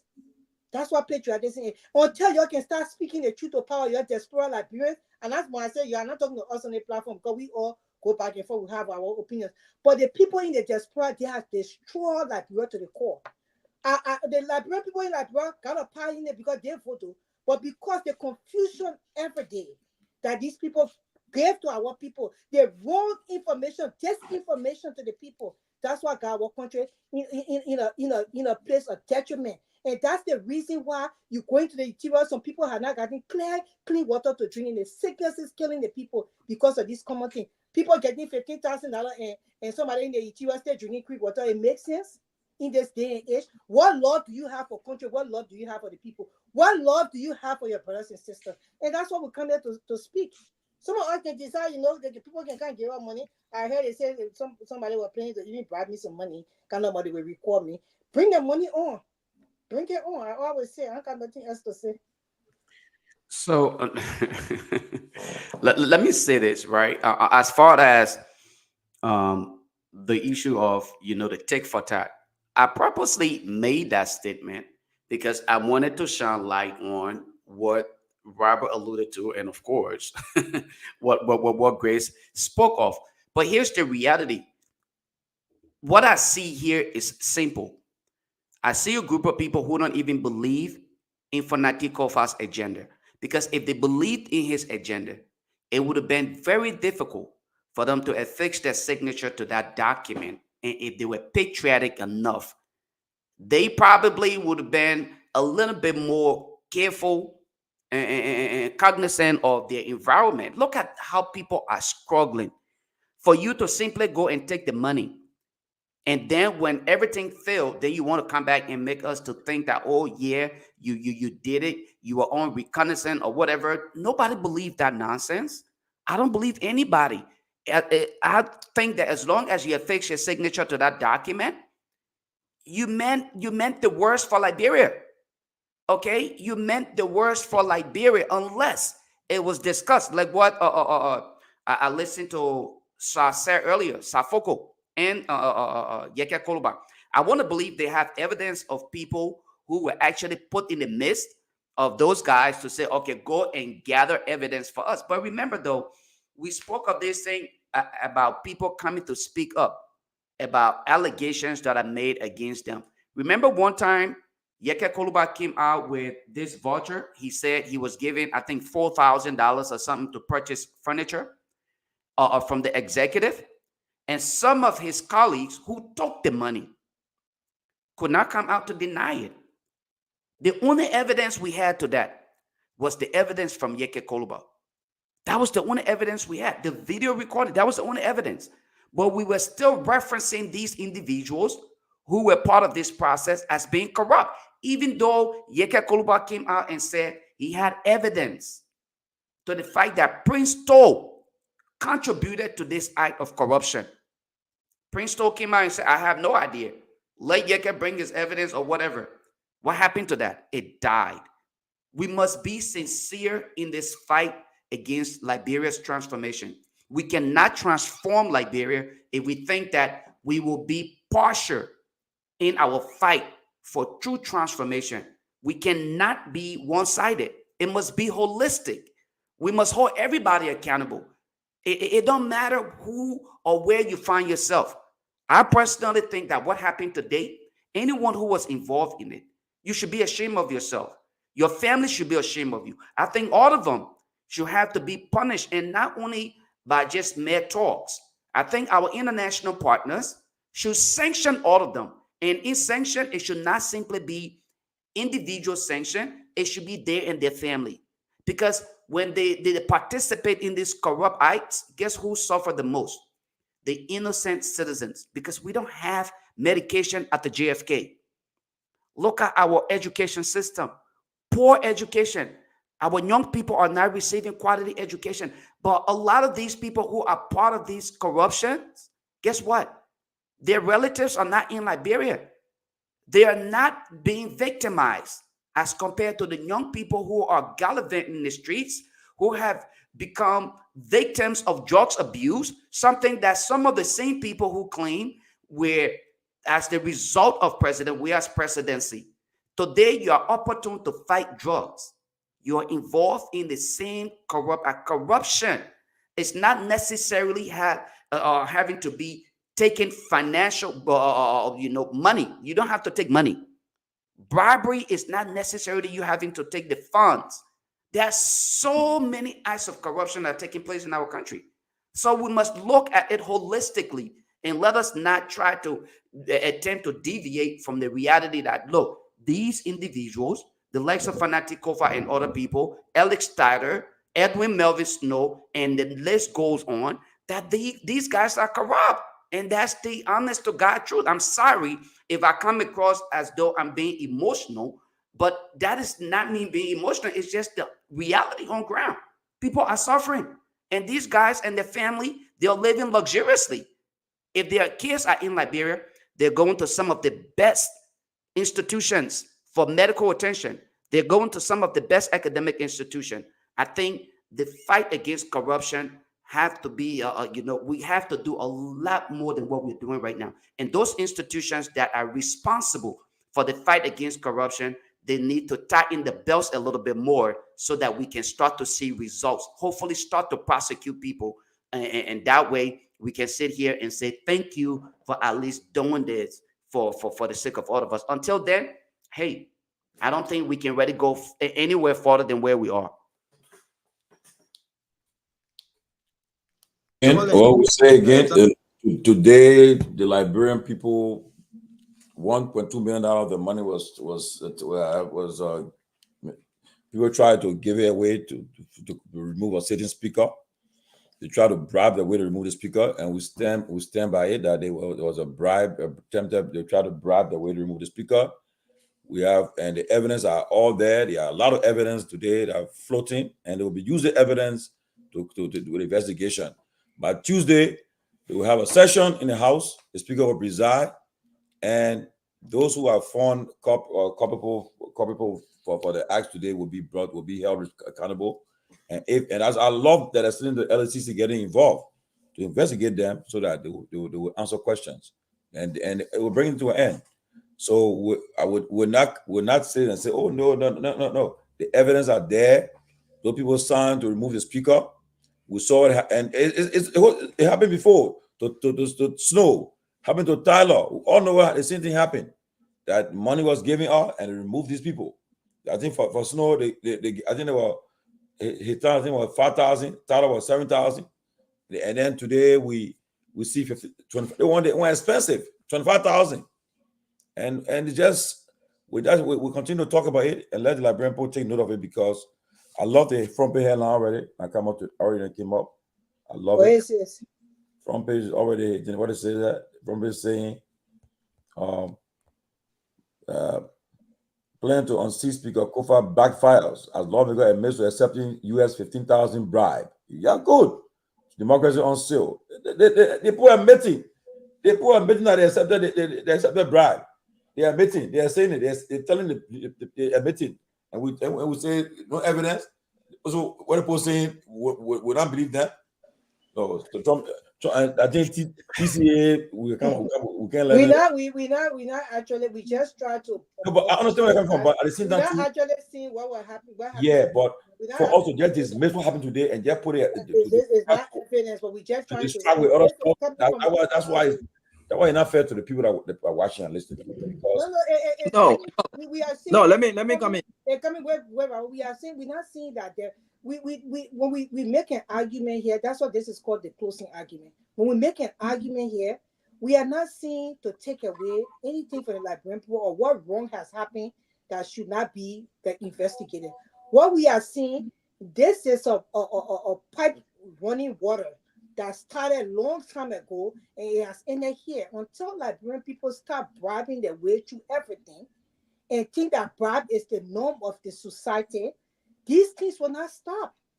These things will not stop. So this is bribing to the highest level, because it started way in the pipeline before, for people to be in offices and things. They bribe me and they're trucking people to vote for them. They lies, the propaganda on different podcasts, lies on other people just to get other people into power. These things need to stop. When will Liberian people be civil? When will they be? I wrote down my page today. Civility is very important. So this is a whole pipeline issue that has started ever since. And Fanati Kofa is not new to this because he's part of it. That's what we're trying to say. And as I push back, I say you can't say that, because nobody have come out to accuse this man of any of the thing you're saying.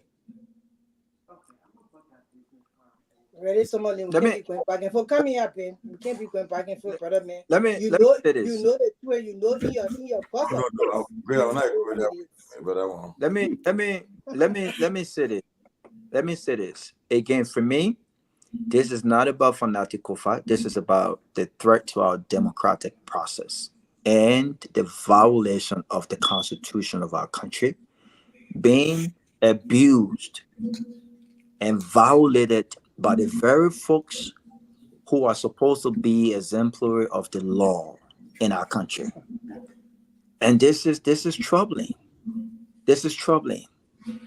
But I want to use this opportunity, since we're on national radio, and send a warning to CDC and all of the other major opposition parties. Because for people like us, we already said this. You go back and rewind the tapes.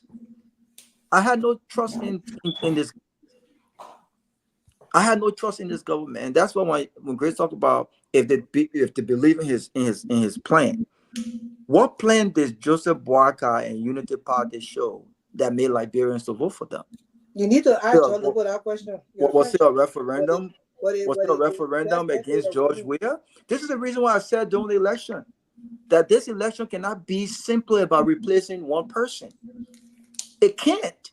I mean, you can't just go to the polls and say, you know what? Anyone but George Weah. Anyone but George Weah is not a strategy. It's not a smart thing to do. But I know people today who regret joining that narrative because they felt like anyone was better than George Weah. Anyone but George Weah. Either you didn't like George Weah or you just did not understand. You can't go to an election simply to replace the incumbent without thinking about the characteristics of those who are replacing him. Unity Party is not a brand new party. Unity Party had 12 years. Joseph Boakai said it's squander opportunities. Today, Many overpass bridges should be in Monrovia. Today, our education, the reform at our education system should have started. Today, our health sector should have been a little better. Look at what happened into the PSP Park. I watched the video and I was so disheartened. And people are making excuses about contract that was signed by George Weah. Guess what? Government is continuity. If George Weah signed a contract by a company who was contracted to clean that place and they failed to do their jobs, if I was president, I would act. But look at that park. Look at how filthy that park looks today. So I want to send a warning to CDC. If CDC in these early stages, 9 months, we're about to go into a year. This is what the Unity Party did better than CDC. And even during elections, they lied their way into the presidency. And we've come to the realization now that governance and campaign are two different things. Lofa, can you mute? I'm hearing feedback. Government and campaign are two different things. But because they lied their way to the presidency, they have power today. They did not let CDC breathe. Every opportunity they got, including the president handling of COVID-19.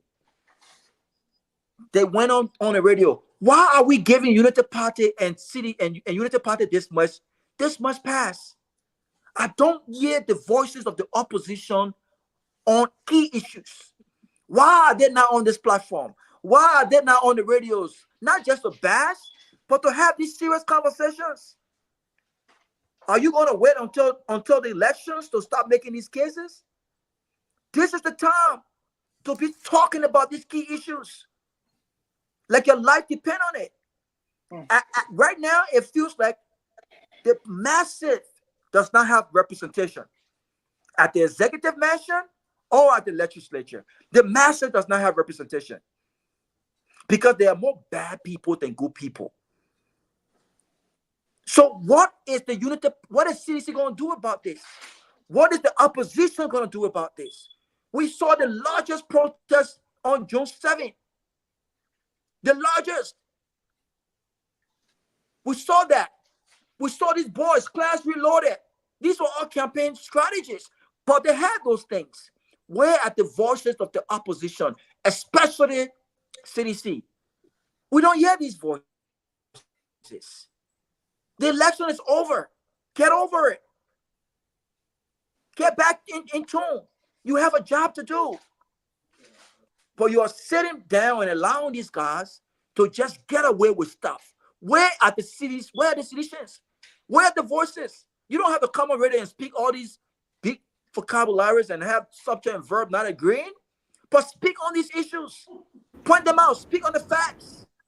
Tell the Liberian people that this government got elected on lies. This government got elected on lies. Harmonization was beat upon. Today, after almost 1 year, the government has still not changed their strategy on harmonization. Why? Why? They spoke against it.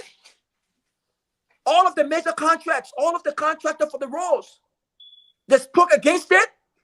They have remained contracted. Where are the CDC and opposition voice? So you guys have to step up. Because if you can't prove now that you have what it takes, if you can't point out the facts to the Liberian people on how this government scammed them and got in power, because if that was not the case, then maybe Alex Cummings would have been president. Maybe Dr. Clarence Mulba would have been given the opportunity. Maybe Gongloe or other. We have many other candidates. Okay. Thank you. So let me. I come in. Guys, I have 1 minute. The guys at the studio, they gotta go. I get a signal for them. So let's 1 minute. We can all get 1 minute. We can 1 minute. 1 minute. Close so we can go. Well, so we're setting the time. 1 minute. Let's go, guys. 1 minute. Definitely. Let me close on this note, and I want to be clear about this. We all can decide to have our selective hearing, or we can nitpick as much as we want. But I think we were very clear today, and I want to be emphatically clear on my position about what transpired today. It's up to you to decide what you want to be clear on, But we made it clear here, and I say this, like Grace said, we are in disagreement with the action on the part of those corrupt lawmakers who took, if they did, okay, money to try to impeach the Speaker of the House. But let's also look at what transpired the day before, prior to his ascendancy to that position. Now, to the issue of seditions having to speak out, let's give credit where credit is due. I would state name a few individuals who have been on the forefront and they have been doing their part, though. I give credit to Akaras Moses Gray. Almost every day, every morning you get up, Gray is out there. He's making the case for CDC. Okay, Nathaniel Miguel is making the case. But are they the true representation, though? Because when you start to make the case, sometimes people question you, okay, about the messenger. Remember, Akaras Gray at one point in time, he served, okay? So people will go back and look at his record. Nathaniel Miguel, he's currently sanctioned. Nathaniel Miguel, can he come up today and say, I'm against corruption? When part of the reason why Nathaniel Miguel was sanctioned was based on the issue of corruption. So it becomes difficult. I think a new breed of sedition or opposition political figures can come up and now make the case for Liberians so that we can, change the trajectory. But there are a few people out there in the corridor who are making the case. Thank you. Grace, 1 minute. Let's make progress. A very nice show today. I mean, this show was really needed. I would say to the Liberian people, as you saw, the capital was being taken over. The capital of the Republic of Liberia, where we respected we're children, we're going to that capital, then you're going to somewhere. When they carry our classes there to meet the representative, and then we're doing something. Marvin Cole shut down the capital today. Whether he did it for the good or he did it for bad, but the capital was shut down in disgrace today. Marvin Cole and Thomas Farah were almost at face first. They were using Mancos. They Mancos, when other people using on the platform, you're causing the people, your representative, they were causing my own part today. In our Google capital, where our forefathers then built for Liberia to be a better place that they have not even renovated. They had it up, and they were breaking doors down today within that capital. I have a video on it that one of the doors were breaking down. That's the kind of country that you want. Are you thinking about your children's future? These two political parties need to be out in 2029. That's my question. Okay, so guys, it's been a good show. Man, you give me only 1 minute. Oh, rather long time. I thought you were finished. I'm talking long time. I'm gonna mess up. Let me tell my own. Okay, 30 seconds. Go ahead. 30 seconds. I want to say thank you to my sister Mariah Yakula, and I'm willing and I'm ready to join to put pressure. See, on to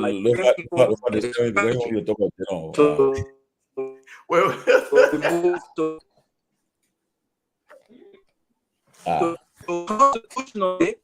to constitutionally remove Abraham Jallah. I will support her, lead that effort to constitutionally remove Abraham Darrah's Jallah. I believe that Abraham Darrah's Jallah is the biggest scam ever elected on the premise that did not represent the true face and value of the man. And so I thought she was on point when she wrote that. And I'm 100% on board. And thank you. Guys, thank you guys. It's been a great show, and the Liberian people, I'm sure they got the best today. Like we said, nobody is censored on this program. Everybody have their own views, and we're entitled to their views. Respect everyone's views. But again, I want to say what happened in our country today was unacceptable. Like Grace just said, I happy that at the time what happening, my kids were in school, so they didn't hear the cost of my entire cost, because it was at the lowest ebb today, and just that our house of Congress. That's why we have brought it to, but it's sad. And as I end, I'll repeat: the president must break his silence upon his arrival in the country, and also the vice president needs to break his silence too. It's important. Even more, Ali needs to break his silence, and the minister of transport needs to break his silence. I reached out all of them already. And I reached out all of them and asking them to break their silence. They got to talk about what's happening in the country. And lastly, hopefully we have James Salinsa Dibas maybe on a weekend or so, depending on our schedule, because we're going to that place. So Saturday won't be possible. Maybe Sunday, we'll see if we can get and Diba on the show to talk about Liberian soccer and everything. You have to support Diba for coach. I want Diba to be the next coach. See, so we tell you what representative. Salinsa, no, he's not representative. James Diba. Representative. Oh, they didn't vote for him? No, the man. Yeah, he didn't have money to bribe him. No, right now, Brabin Grace. Come on, man. Brabin Billy. Harry, I can't do it. Every day you talk about Brian. Put on Brabin, man. But Harry, I take over, man, please. Oh my God.